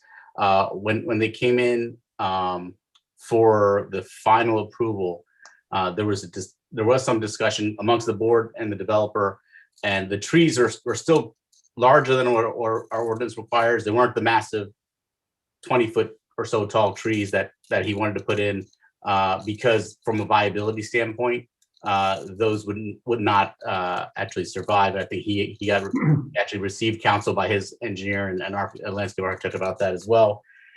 There is a very substantial buffer along the back there, a berm that will be planted with larger evergreens. They have not been planted yet because the construction of the project started a few months ago, and typically the landscaping is usually done towards the end. But even if it were to be done soon, we don't want them to do landscaping in the dead heat. So in July and August, we don't encourage that. So the planting will more than likely be done in the fall. And Mr. Clauser said the developer is actually online, so he can probably give a little bit more testimony about when he anticipates that being done. But certainly, as part of the construction that's going on out there right now, there's a very substantial buffer that will be planted back there, yes. Okay, I think the evergreens were discussed, but I don't think they were high enough. They were discussed quite a bit. You're right. And I don't recall if you were on the board at that time. They were discussed quite a bit. And in the beginning, the developer did commit to planting some insanely large trees there.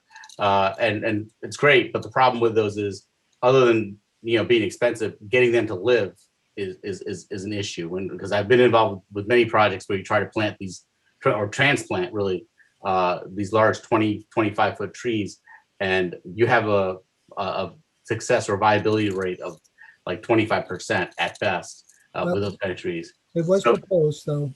Yeah, so the trees that are being planted will be larger trees, though. There are larger trees. And that's what was agreed to, by the way, just so you know, it wasn't a bait and switch. It was what was agreed to at the time of final approval. And the final landscaping plan that was reviewed and approved by our office and the township engineer reflects those trees. Okay, thank you. Mr. Kendall, can I ask you a question? Go ahead, Mr. Scott. Sir, you mentioned something about the access from Route 34, seeking permission. What does that mean? Well, no, because we're on a state highway, Yes, that's it was correct. required to file a major access permit with the New Jersey Department of Transportation. Okay, so would that cover, Route 34 is a state highway, like you said, and in front of your construction site, there are two solid yellow lines. Are you applying for that to be open? Yeah, we're going to be allowed to have left turn lanes. There's a center left turn lane at this location, and left turns will be permitted into the site as approved by NJDOT. Right. Okay, thank you. You're welcome. Anybody else for Mr. Kendall? Go ahead, Mr. Clauser. Thank you, Mr. Chair. Thank you, Scott. If I could, I'd ask that Mr. Higgins be sworn. Jim, okay, thank you. You swear to tell the truth, the whole truth, nothing but the truth, so help you God? I do. Okay, please state your name, spelling your last name, professional affiliation for the record. James Higgins, Higgins. I'm a licensed professional planner in the state, president of James W. Higgins Associates. And I have been licensed for about 45 years, I believe. And I've testified- no one's been on our board for 45 years, Mr. Higgins, but I can tell you that I remember you from 16 years ago. Mr. Higgins is recognized by all of us, but we haven't seen him since he's grown that beard. Either That's way. we're absolutely right. This is my COVID beard and it stayed on. I had one, but I was forced by the board to shave it, so. Go ahead, Okay. sir. Good to see you, Jim. Good to see you. Mr. Higgins, Jim, the relief that's requested this evening is for D-variance relief to allow the medical offices. And I wonder if you could just share with the board a little bit of the analysis that you did, your firm's prior history with this project. I think that's relevant to share with the board, and then just talk about the variance relief. Yes, absolutely. Yeah, my firm did provide testimony on the original application. Allison Coffin, who is my employee and my daughter, and I have no illusions. I actually work for her. She doesn't work for me. She provided the testimony on this application, the original application. Generally, what's approved on the site are 2 retail buildings and a residential building that has 36 units in it. And that is really what is permitted on the site at this point in time. So while you have a D variance, a D1 variance that's technically necessary to convert one of the commercial buildings to a medical office, the comparison should not be comparing the medical office to what's permitted in the R30 zone, because what is permitted on this site now is retail, commercial, and 36 residential units. And I think really, so it's a D1 variance, but it really has aspects of a D2 variance and even a D3 variance to it, because it's not a virgin piece of property where the applicant's proposing to put a medical office on. It's a piece of property that is currently permitted for retail use. And what's being proposed here is to take one of those buildings and convert that permission to an office use. Now, the medical office use. And the uses that are being requested, as Peter said, initially, are those uses that are generally permitted in your other retail commercial zones. It's the medical offices, consistent with the type of medical offices permitted in the most commercial zones. It's not going to be a clinic. It's not going to be a healthcare facility. It's not going to be a center for drugs, methadone, alcohol treatment, or halfway house that are permitted, conditionally permitted uses in the SD zone. That has to be made very clear. When I look at this application, there's no new bulk variance relief that's necessary, with the possible exception that depending upon whether or not a patient drop-off space is provided and takes one of the parking spaces, that there would be a minor, very minor parking variance necessary. And that isn't certain at this time whether that would happen or not. But otherwise, there are no bulk variances that are required with this change. There are no other substantive changes to the site that are being required. And quite frankly, the board's finding that the site is particularly suited for the mix of retail and residential uses on the site, I think also can be applied to this application for the mix of retail, medical office, and residential uses. I know Vina had raised the question about the symbiotic relationship between the residential uses and the retail uses. And it's a very good point to make. But the other point to make is that if these are medical offices, that the residents in those 36 units could also walk to and from the medical offices to have medical treatment. What's happening, what has been accelerated with the COVID situation, is that general offices and retail uses that don't require a person to come to the site are being less and less in demand. With COVID, that has accelerated. People have found out it's very easy to get on your computer, order from Amazon or some other online service, and have the goods delivered to your site, to your house, rather than go out and shop. And so that there's a much less demand for retail use than there has been in the past. And that's part of the problem here. And again, part of the issue is if these buildings are required to remain retail commercial, it's very possible that they're going to be largely vacant for the foreseeable future because of that. The use that's being proposed is a use that does require people to come to the building to get this personal service at the building for the most part. And as Peter said again, you can't get a vaccination online. You can't have blood drawn online. There are many other medical services that you just can't do online. You have to go and meet with the doctor and you can't get X-rays online, you can't get an MRI online, any of those services. So that it's important. Medical uses are one of the uses that has really survived in the past year and a half with the shutdown. And there's more of a demand for them than any other use.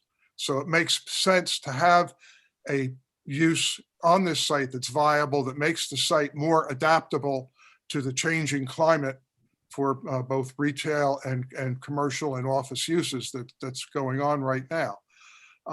Again, what's being proposed here is something that fits very well into the design of the site, into the design of the buildings, and also into the character of Route 34 as you drive up and down Route 34.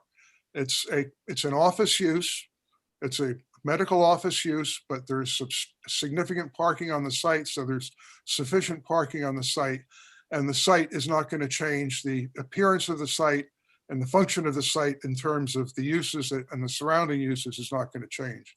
So there's not going to be any substantial negative impact on the surrounding uses. And if anything, as Scott Kennel said, the traffic demand for the site, the traffic volumes are going to be less with the proposed medical use. And quite frankly, the hours of operation are going to be less. The proposed hours of operation are 7 to 8, 7 in the morning to 8 at night on weekdays, and 9 in the morning to 5 at night on weekends, whereas retail commercial uses could open up much earlier in the morning and extend much later at night and have much more activity at night. So the impact on surrounding properties would be greater with, could be greater with retail uses than with what's being proposed with this application. And in terms of the impact on the zone plan, again, this site is approved. There's the permitted uses on this site are retail and the townhouse residential, the 36 units of residential. So while the zoning permits only single family residential, the variance for this site, and there's distinctions for these types of uses in the courts, that this is what's permitted on the site is not single family residential. What's permitted on the site is retail and higher density residential. And what's being proposed here is essentially the same as what the board previously approved, except that the commercial use is going to be medical office rather than retail. So when I look at this, I think there are positive reasons for the granting of the variance. I think there are special reasons for the granting of the variance that's being requested, and I don't see any substantial negative impact whatsoever. Mr. Chair, Mr. Higgins is available to your professionals and the board for any questions they may have. Thank you. Ms. Sawant? Mr. Higgins, thank you so much. Actually, you clarified a lot of things, and some of my comments in terms of the uses that should be within the retail uses was actually directed towards the self-storage, because when the application was submitted, there was a mention of self-storage. When I had spoken to Mr. Friedman, he had also brought up a rehabilitation center as one of the uses. So I wanted to bring that up, that, when you come in, the medical use is not a problem in the sense that the parking required for the medical use is available on the website. There is no variance required. However, when the applicant comes in the next time with additional uses, you have to keep that in mind as to when you're proposing a use, it should be compatible so that the residents can use it. And I fully agree with you that during the pandemic, retail has slowed down, and we're seeing it everywhere in Jersey, everywhere in the United States. So that's all. I don't have any questions. I just had to comment on that one remark. That's it. Thank you. Thank you, Mr. Sawant. Mr. Darcy? Thank you, Mr. Chairman. I don't have any questions directly for Mr. Higgins. I will agree with Mr. Higgins and Ms. Sawant that for sites of this type, for properties of this type to be viable and successful, there's going to have to be some flexibility on the part of municipalities to permit these kind of uses into the facilities because of the the downturn as far as retail. Even before the pandemic, we were hard pressed to get retail spaces constructed because everything was going online. From an engine, by the way, Brian Pruska is online with us. He worked with me in preparing the traffic portion of our review, and I'll defer to him with regard to traffic. From an site engineering perspective, the site, like I talked about earlier, is currently under construction. So there's no real stuff to talk about with regard to the site. It's under construction, it's approved. What I will say is, and I think that the applicant, Mr. Klauser, and his professionals did state this earlier, that it should the proposed change in use or proposed the use variance require changes to the site, then that would then obviously require a revised site plan to be submitted to the Community Development Office, and a determination would have to be made by Vina and Nicole as to whether a amended site plan would be required for the changes. For instance, some medical uses do require an additional ADA parking spaces. Now that would further exacerbate the parking variance that we're talking about. So we'll go from one space to something else. So you may need to come in for that. If there's a loading space that's going to be constructed, there's some site changes that have to get done. And again, that would probably require an amended site plan. So I would, obviously recommend to the board that should they act favorably on this application, that it be, conditioned on those kind of matters. And also, speaking of the actual use itself, we did ask for some specificity with regard to the kind of medical use that we're talking about, because again, the board is approving this as a use variance. So you want to be very particular with the conditions and the type of use that you are actually approving.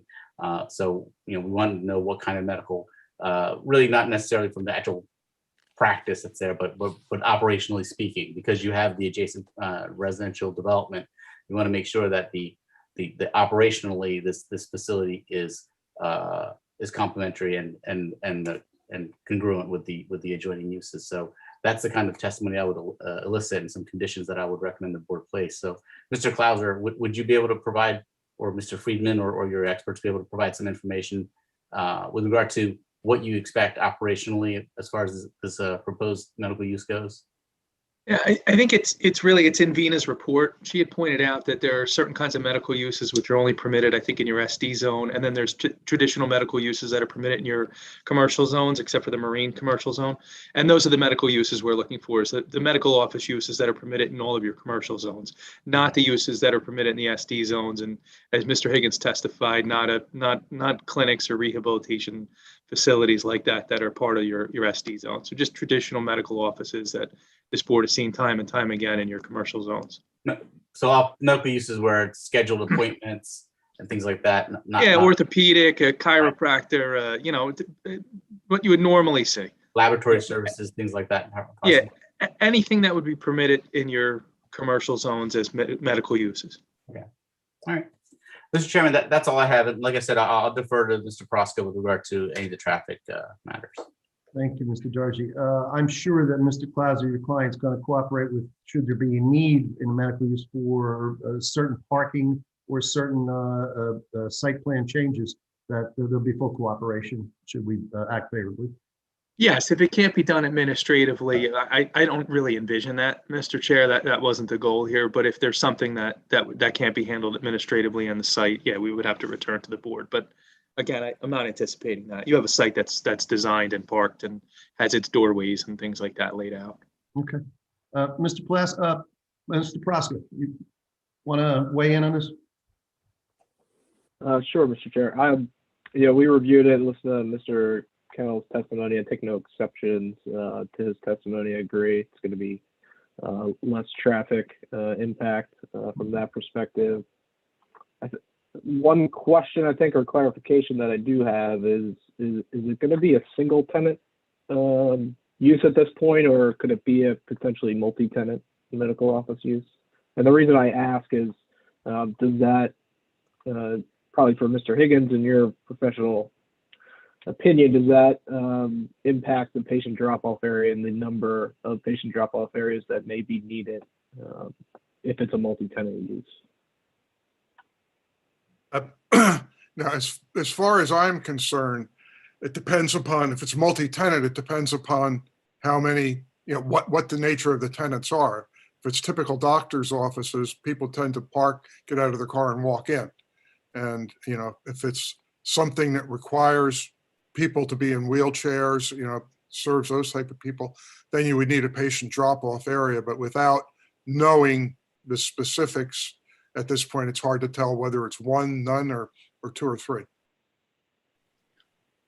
Yeah, Mr. Chair, I think that, the building will be controlled by a manager. So, there could be shared, drop-off areas if there are multiple tenants. And I think I would just ask that the board consider, for simplicity's sake, that we'd be given the flexibility to designate one of the parking spaces to be a patient drop-off. So we wouldn't have to return for, a one-space parking variance, should that be the way that the layout ends up being. We're here in front of you now, we're sufficiently parked, and I would just ask that the board consider that as part of their resolution. And if, as Mr. Dorji said, there were significant site plan issues that couldn't be handled administratively beyond that, then we'd have to return to the board for a site plan.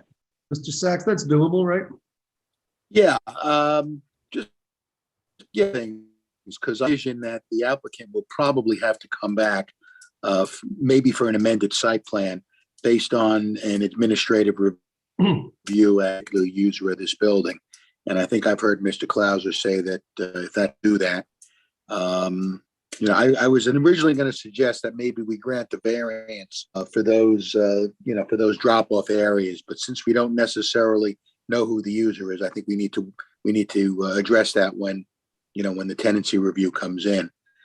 Secondly, with regard to restricted medical uses, I would prefer to put something in the resolution indicating what those restricted medical uses would be, which are referenced in Ms. Sawant's report, such as clinics.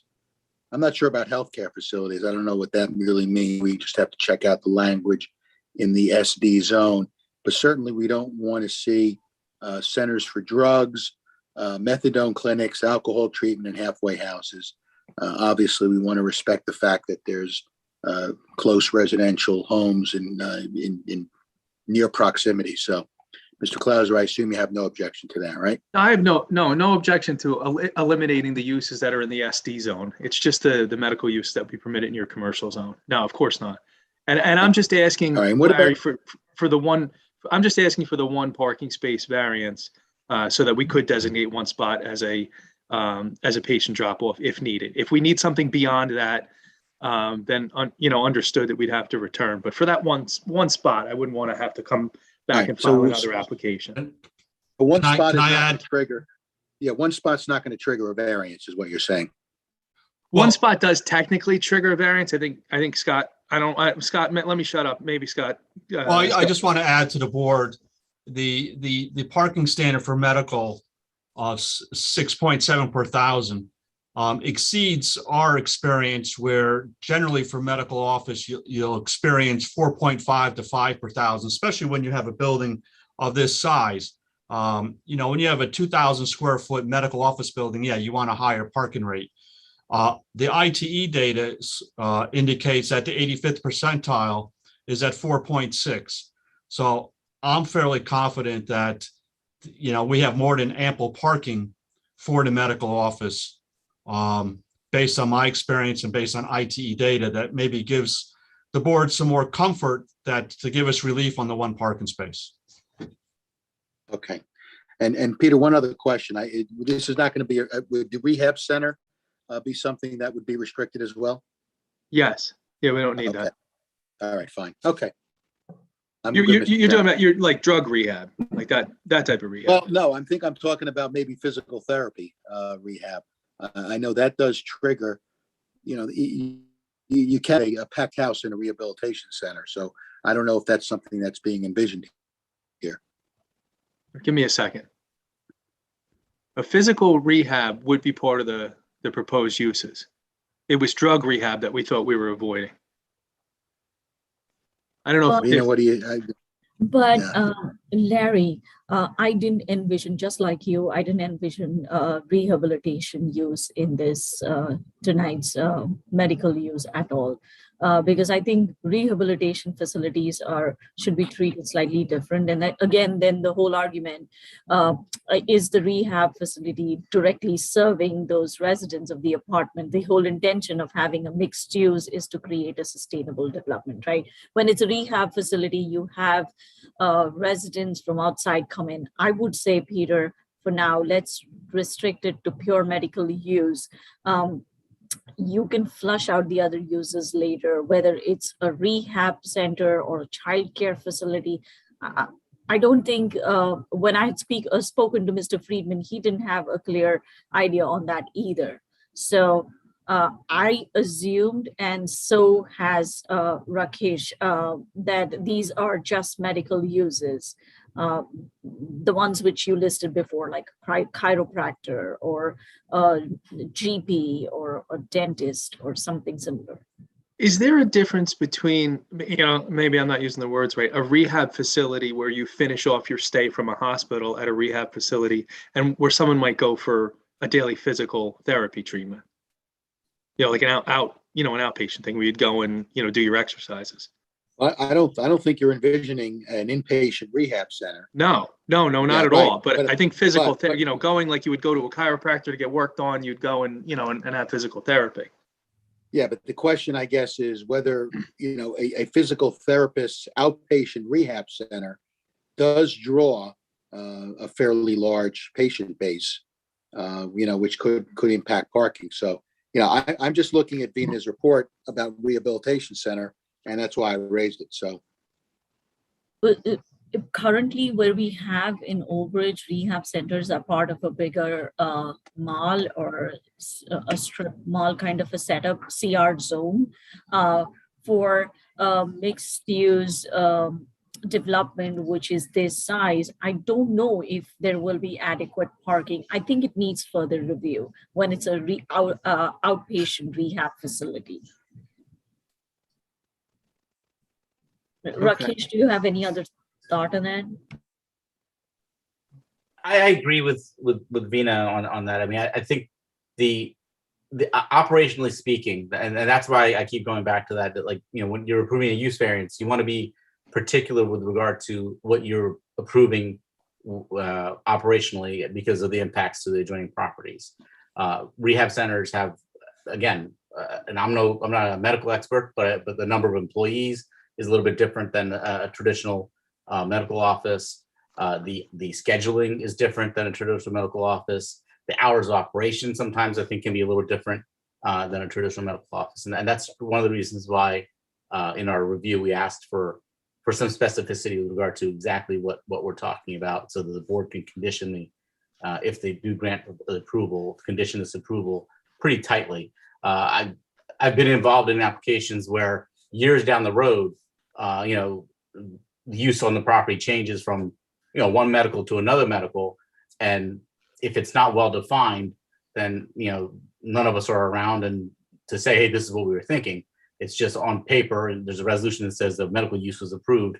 And then it becomes a point of discussion or argument as far as what was intended by the board. That's why whatever it is that the intention of the board is should really be fleshed out and discussed. And I'm sure Mr. Sachs will do a fantastic job of putting that in the resolution. Peter, anything else?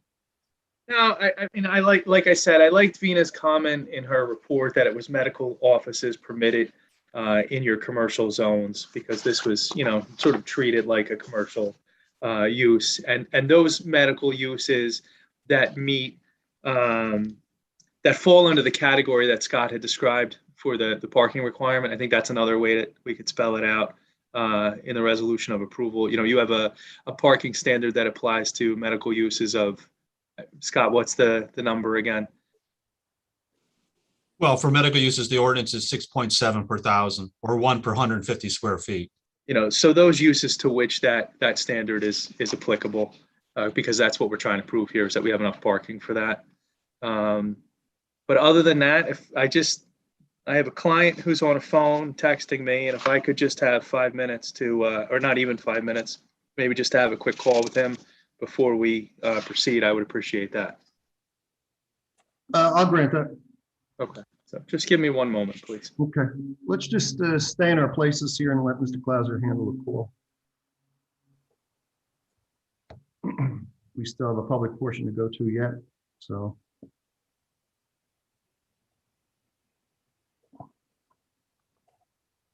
I haven't spoken yet, sir.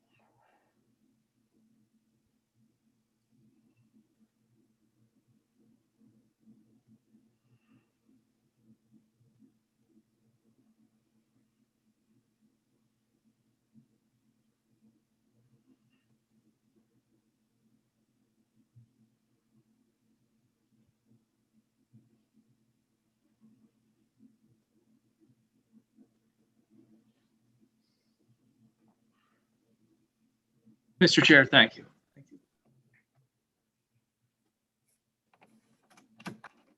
Okay, back, Mr. Clauser? Yeah, I think just, we're amenable to sticking with the medical uses that are permitted in the commercial zone and the medical uses that are qualified under what Scott indicated was the parking requirement for medical, because that's what we're demonstrating here. Demonstrating that we have sufficient parking for that. Okay. When I first saw this amendment to change, I was somewhat skeptical about medical uses, and along with daycare, self-storage, and then I would assume the adult daycare. You've wiped all those out with the exception of medical use. But I would just caution everybody that one of the problems, obviously, we don't want to have properties that are vacant, and their commercial uses are losing their luster. Nobody wants a storefront anymore, and it's not good for the town. And I understand that, and I would love to see the place be successful. But I agree with Mr. Higgins. I certainly agree with Mr. Kennel. But I caution everybody, with medical uses brings a lot of traffic, and it brings a lot of parking.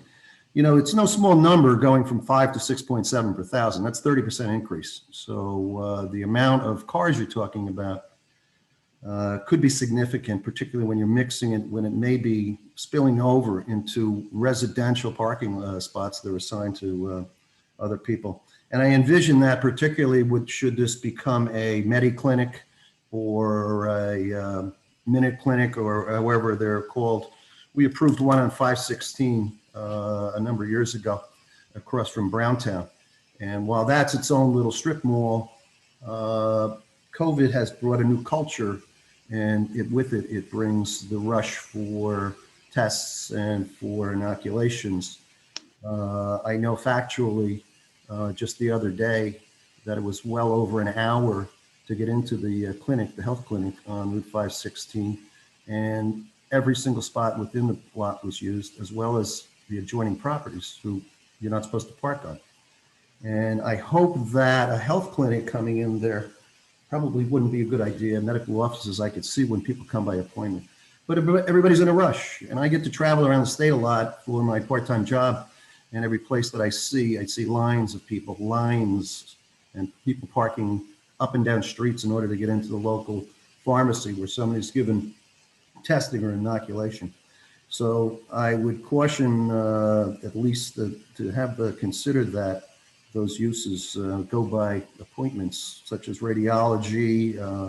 Obviously, we're taking out any of the rehab issues, I would hope, and certainly regular physical therapy is a big demand.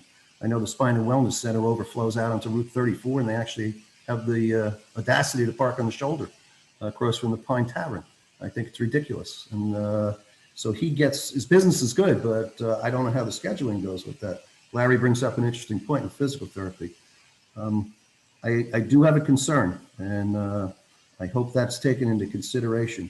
Again, I'm mixed that I don't want these places to go unused, but at the same time, I think about how many people without appointment are going to come on the property for the 55 uses, 55 spots around Building A, and then just bleed right into the residential spots right on the back end of the property.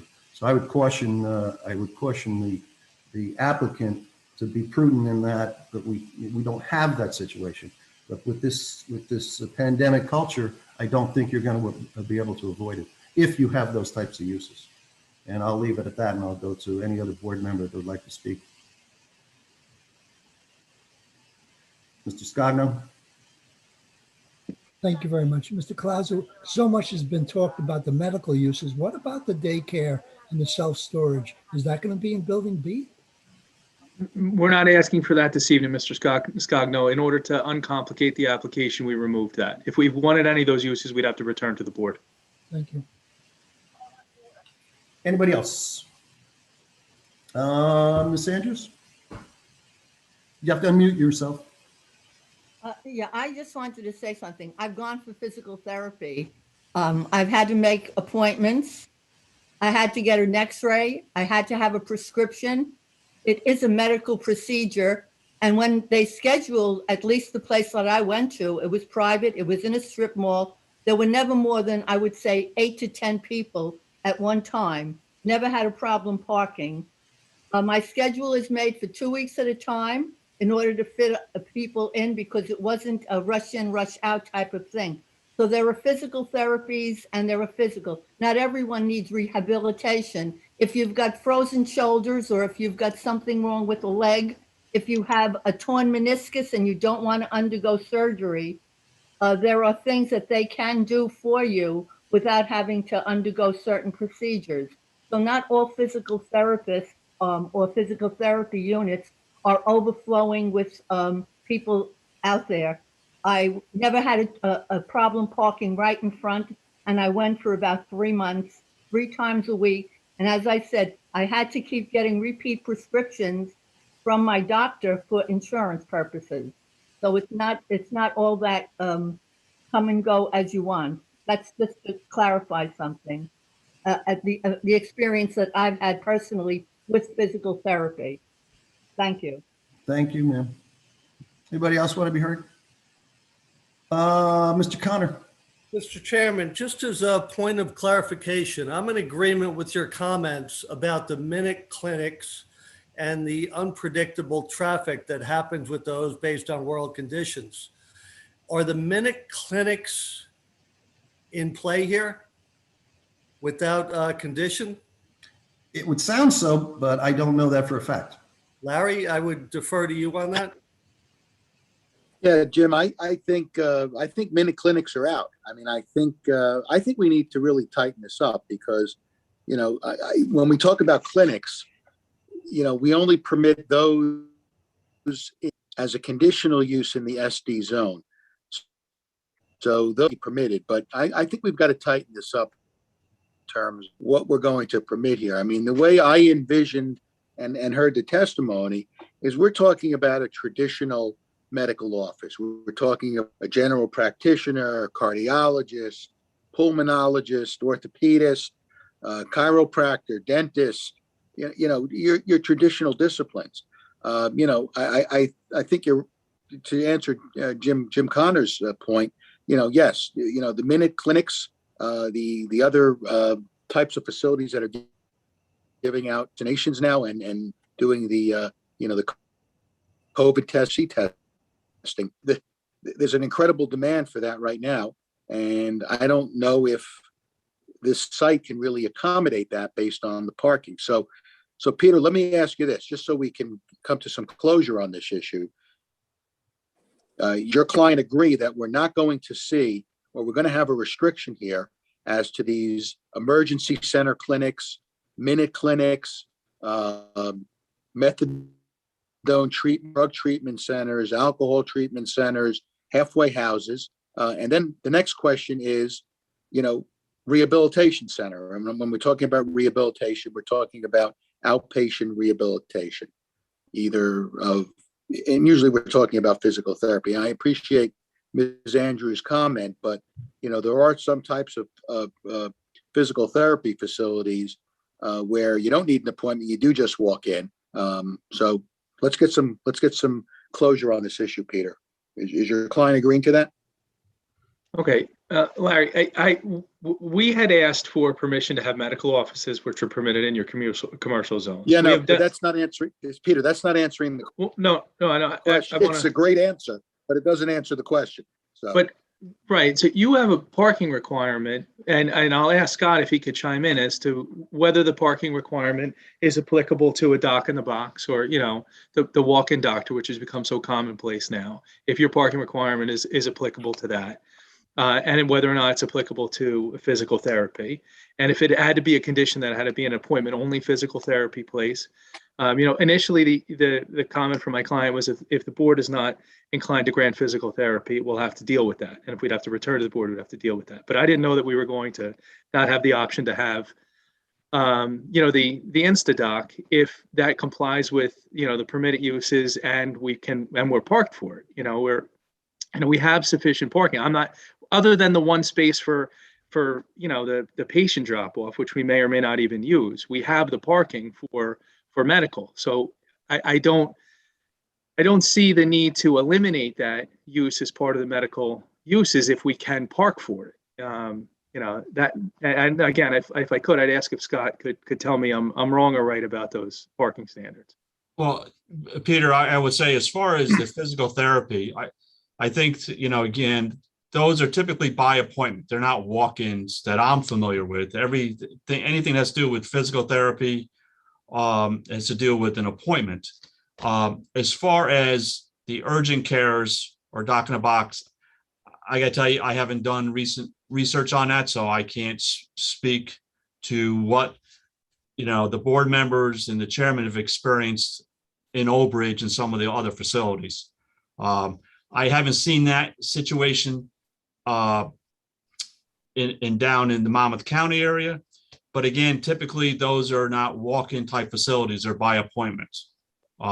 Those type of urgent cares that we have that I'm familiar with are by appointment and not walk-in. So I would think the distinction would be is if it's a medical with appointment versus walk-in type activity.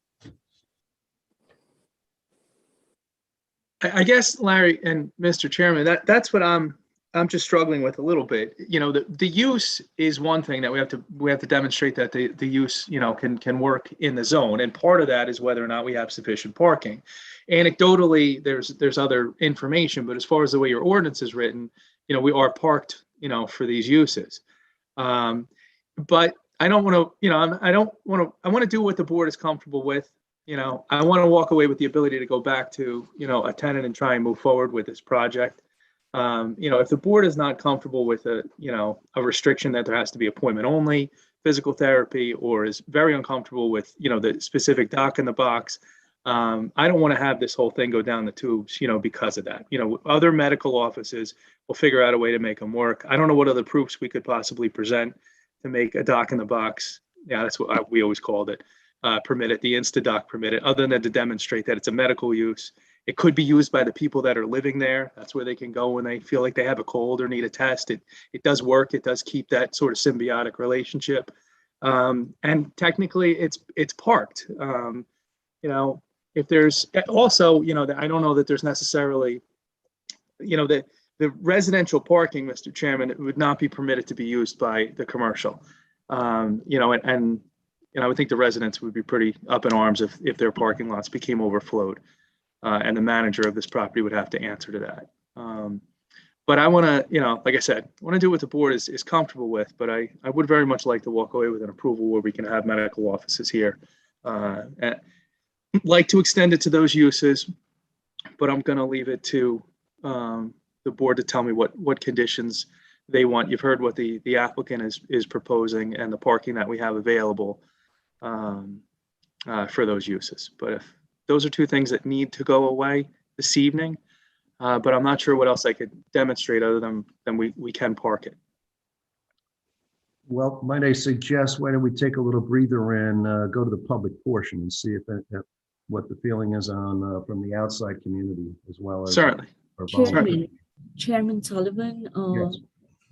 Larry, can I chime in a little bit, because while Peter was testifying and I did speak to our Damien zoning officer too, and what I'm trying to understand or gather together, and when Peter and I had spoken to rehab, I never considered rehab part of the medical office. To me, medical office is a general practice, a practitioner, specialist you go to, a neurologist, an endocrinologist. Those are medical offices. When you say rehabilitation center, it's not just the parking.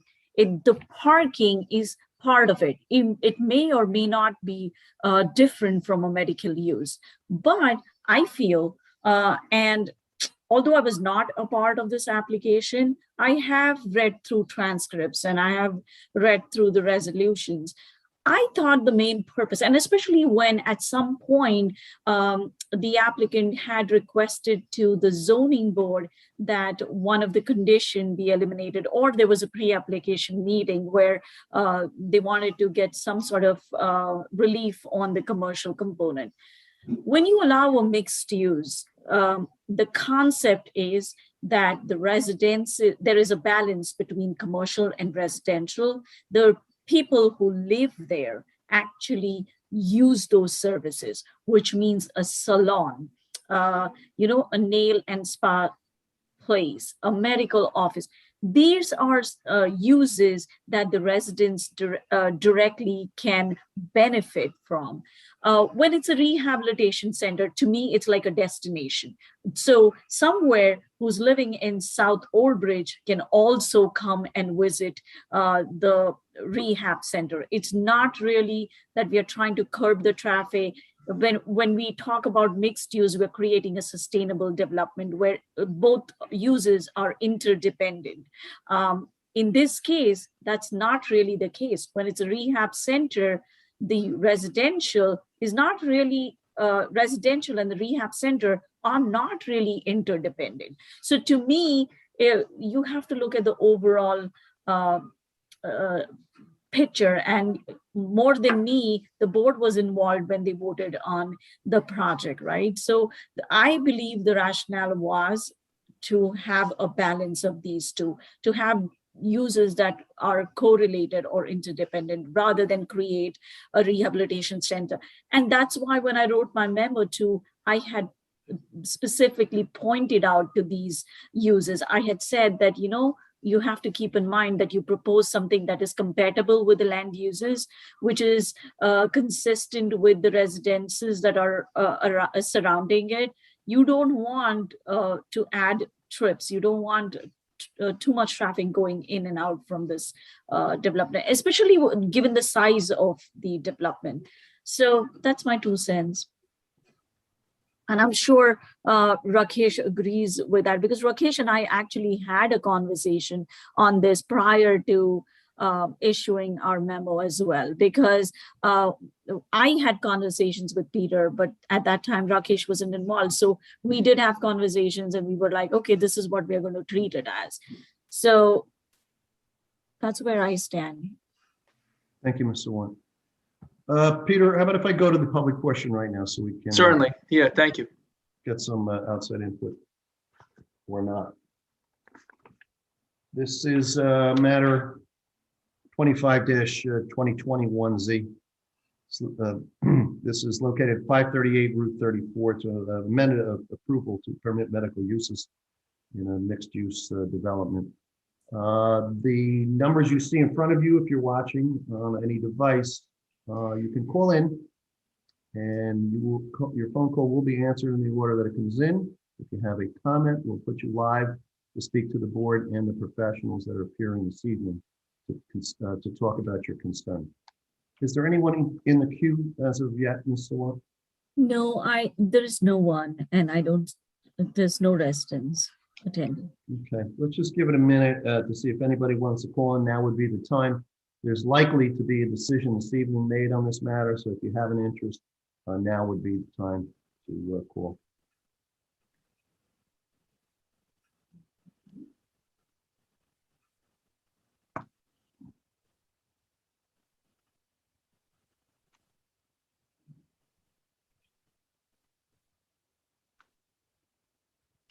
Still no calls, Ms. Sawant? No raised hands, nobody. Stacks, your opinion? Mr. Chairman, we can close the public portion. Thank you. We'll close the public portion for this evening. I'll bounce it back to you, Mr. Plaza. Thank you, Mr. Chair. So there's an application that's in front of the board for a use variance relief to permit medical offices. There's been some discussion about the specific medical offices, and I think the two that we're hung up on are the Instadoc or physical therapy.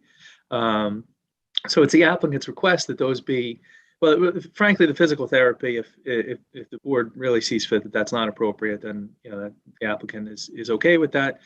But we think that we're parked for those two uses. We think that they can be managed. We think they can be managed by appointments. They are elsewhere. Damien is going to be reviewing tenants as they do come in. That is always there as well, that safety net. Trying to create a viable product here. I think that certainly the doctor office, that Instadoc meets what Vina's talking about providing a service for the people that are there. You live there and you got a place where you can go right to have your medical checkup when you're maybe not feeling well. So that does seem to make sense there. We ask that the board act favorably on the application to have the medical offices there. We would accept certainly your appropriate conditions. I think the board's always fair with the applicants, so that we can keep moving forward with the project and have some commercial, retail, medical buildings that are full and have people in them and using them.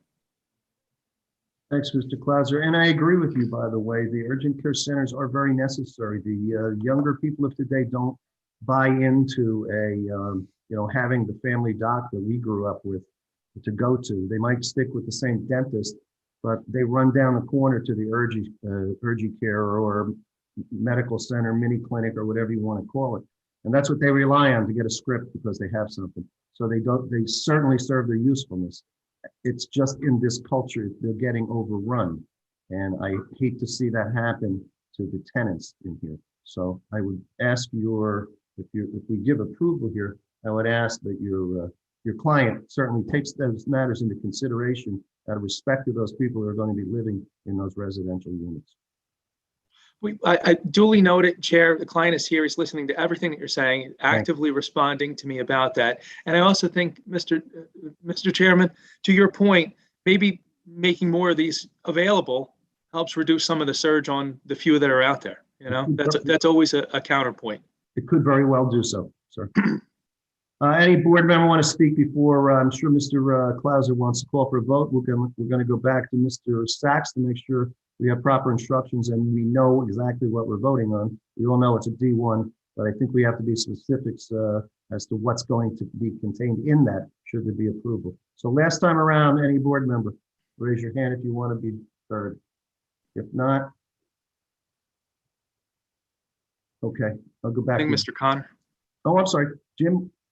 I had, yeah, just a comment based on your comments, Mr. Chairman. I stand pat. Fortunately, I've had to use physical therapy. It was always by appointment. So I consider that a viable use, and it is a by appointment practice. However, the Mediclinics, based on the past year and a half, I've seen an explosion, and there's little or no control over traffic in or out of the facilities, whether you make an appointment or not. So I'm condoned not to go with that as an approved use within this property. Okay, thank you, Mr. For your comments, Mr. Connor. Anybody else have any issues that they'd like to put forward? Let's see. None, I'm not missing any. Okay, Mr. Sachs? All right, so I guess hearing from Mr. Connor, I guess we can, maybe what we can clarify is that a physical therapist rehabilitation center would be permitted as long as it's by appointment only. All right. And Mr. Clauser, I'm sure you'd agree to that. Certainly. But the sense I'm getting is that Mr. Connor and perhaps other board members do not want to see any type of urgent care or minute clinic here because of the potential demand.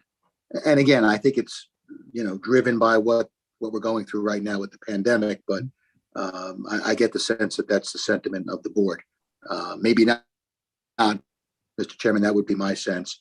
Of course, uses that are conditionally permitted in the SD zone would also not be permitted, which I think I've already enumerated. Okay, and I believe Mr. Clauser put on the record as well, there would be no methadone, no drug rehab, no pain clinic type of thing. Is that correct, Mr. Clauser? Right. All right. Is it, I don't think this board has ever had a practice of taking a straw poll, but is it possible that, you know, we notice for D variance relief, we always include our, you know, you know, the catch-all if we deem that there's additional relief that's required. Is it possible, pardon me, is it possible that this application could be two D variance uses, the original D variance use for medical offices with the physical therapy by appointment, and then have the board vote on a second D variance to permit a medical clinic? You want to split? Well, no, I think the medical clinic, the minute clinic, the medical clinic, and the urgent care would be restrictions that would be put on this board, put on this applicant. Now, if you want to, I'm not going to take a separate vote on that, but if you want to do a straw poll of the board, if that's the sentiment of the board, certainly I'll permit you to do that.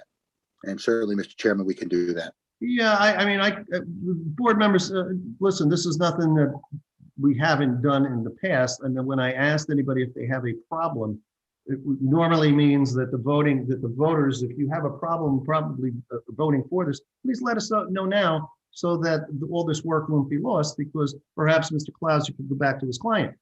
So a lack of comment would mean that you're either neutral on the matter and you have no problem with voting in its favor. While I'm not going to call for a vote for you to vote right now, I'm asking if anybody has any problem. Absent that, let's not defraud the applicant's attorney.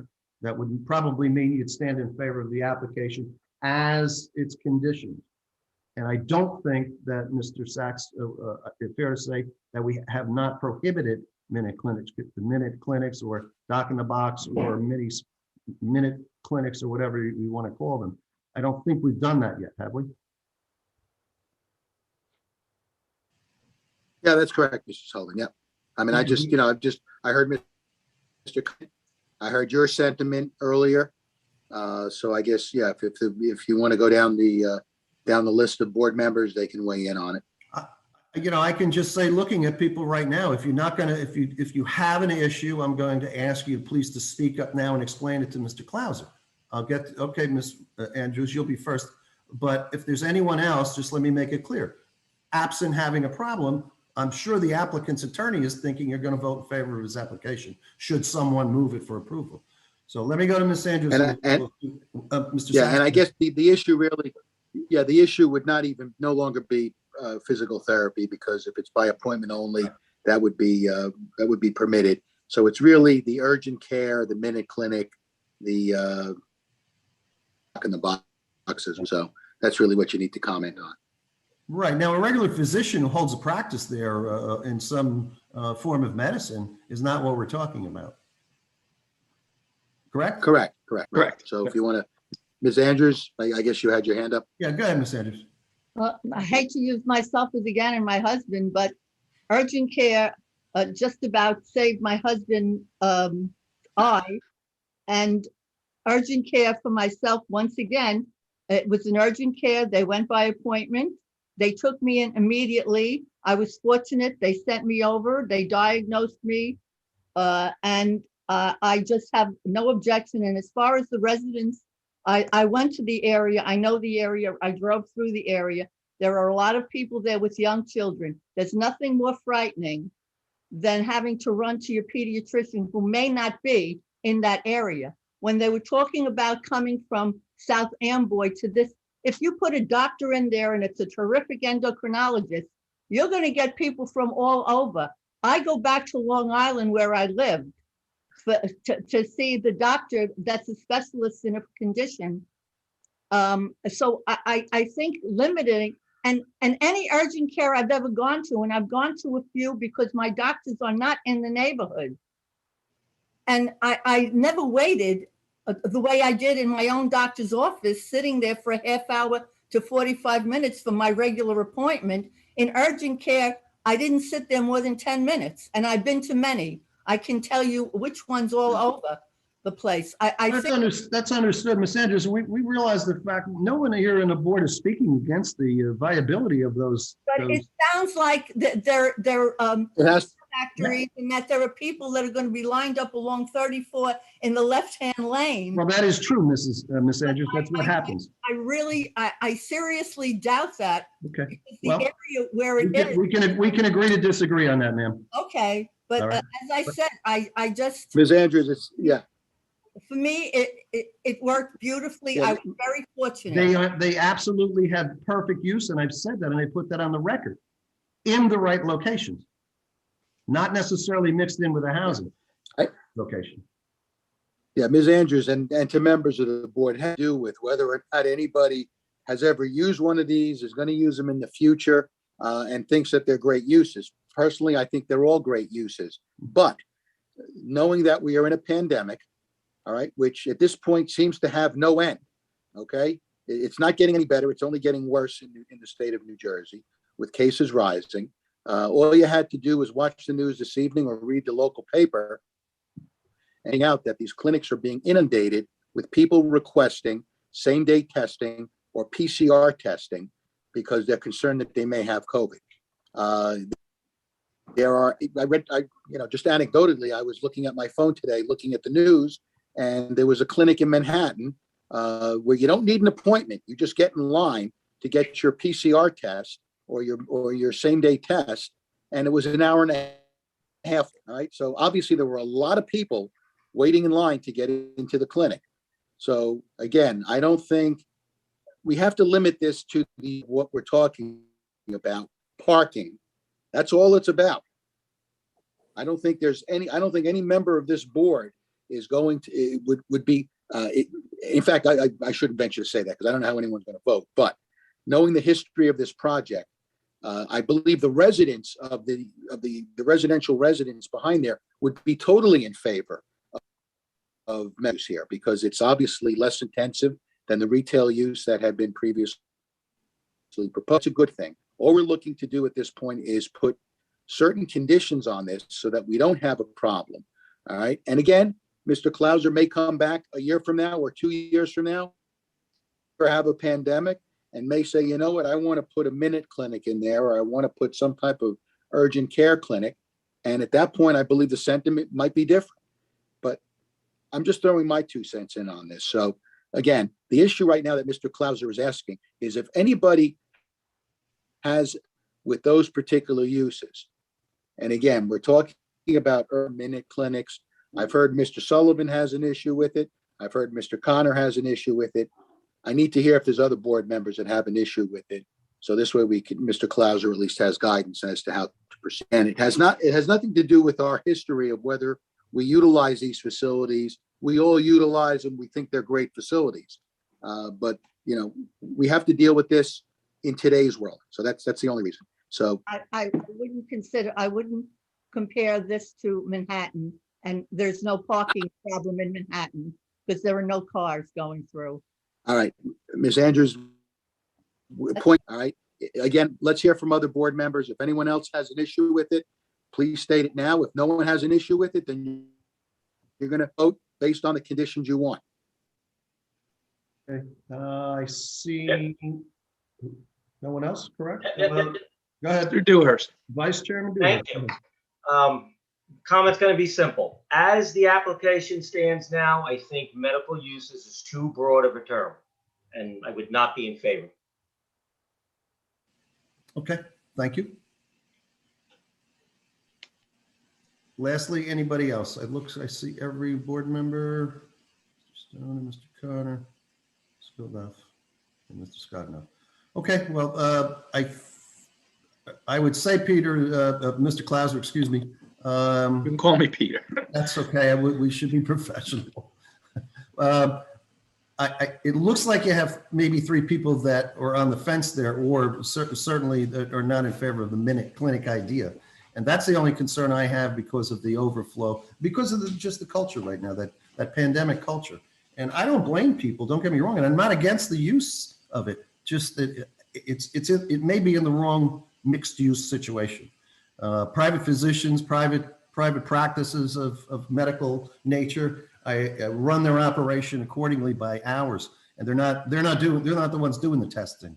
You know, they're not and I don't even think Quest is doing them on their spots. I think they're all coming in from other sources. I don't like that term doc in the box, but I guess if that's what it's called, so to speak, these urgent cares, there's lines and lines. And again, just 2 days ago, it was an hour and a half to get into the one on 516. And people parked, I personally know the person, that's why I'm saying this, had to park in KFC up into the plaza next door. They don't belong in there. And that's just a strip mall. Mr. Chairman, Go ahead. how many parking spots are for that mini merge on 516? 3? Oh, Five?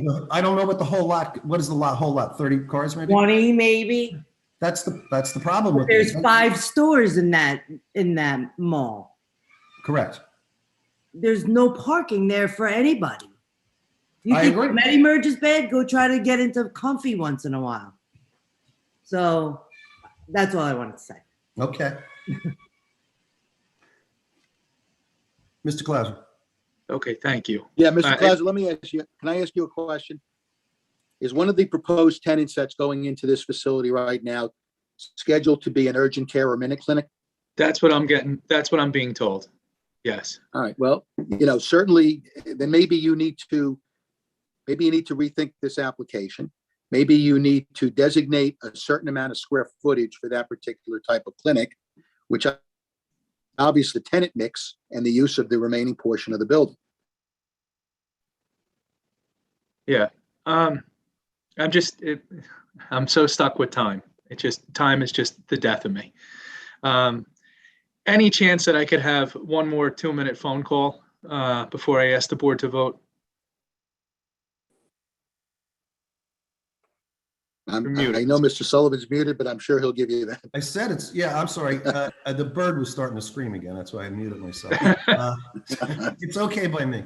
I know it's late. I know Go it's ahead, late, Peter. but just give me 1 second, please. No Thank problem. No problem whatsoever.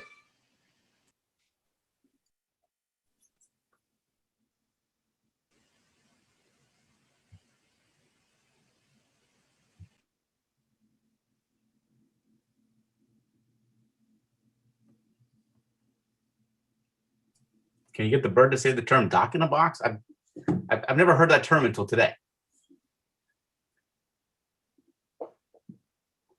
It is pretty catchy, I must admit. Not to be confused with Jack in the Box. Yeah. Or a Saturday Night Live skit that I will not mention. Yeah, there you go.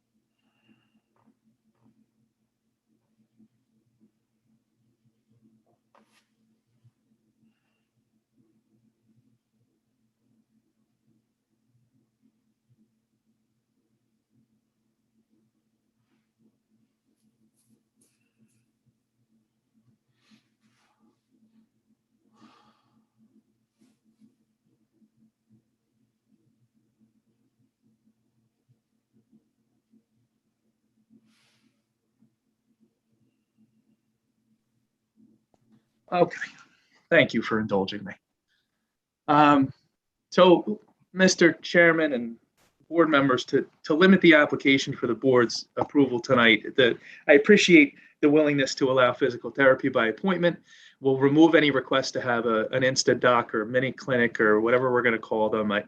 I get the sense from the board that you need either more information or you're not inclined to grant that. So we're asking for the traditional medical offices permitted in your commercial zones. The physical therapy would, if there would be any, it would be by appointment only. And I'm not asking for you to give me any kind of a urgent care facility as part of this approval.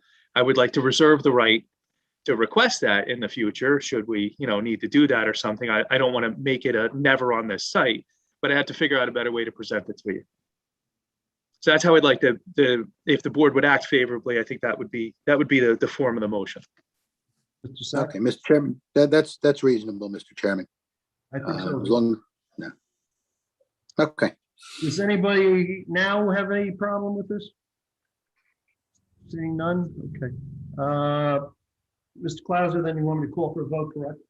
Please do. Thank you. Okay, this is a D1 again, D1 usage on this. I guess the minute clinic or emergency care will be for another time, and that wouldn't be, I guess that'd be conditioned, Mr. Sachs?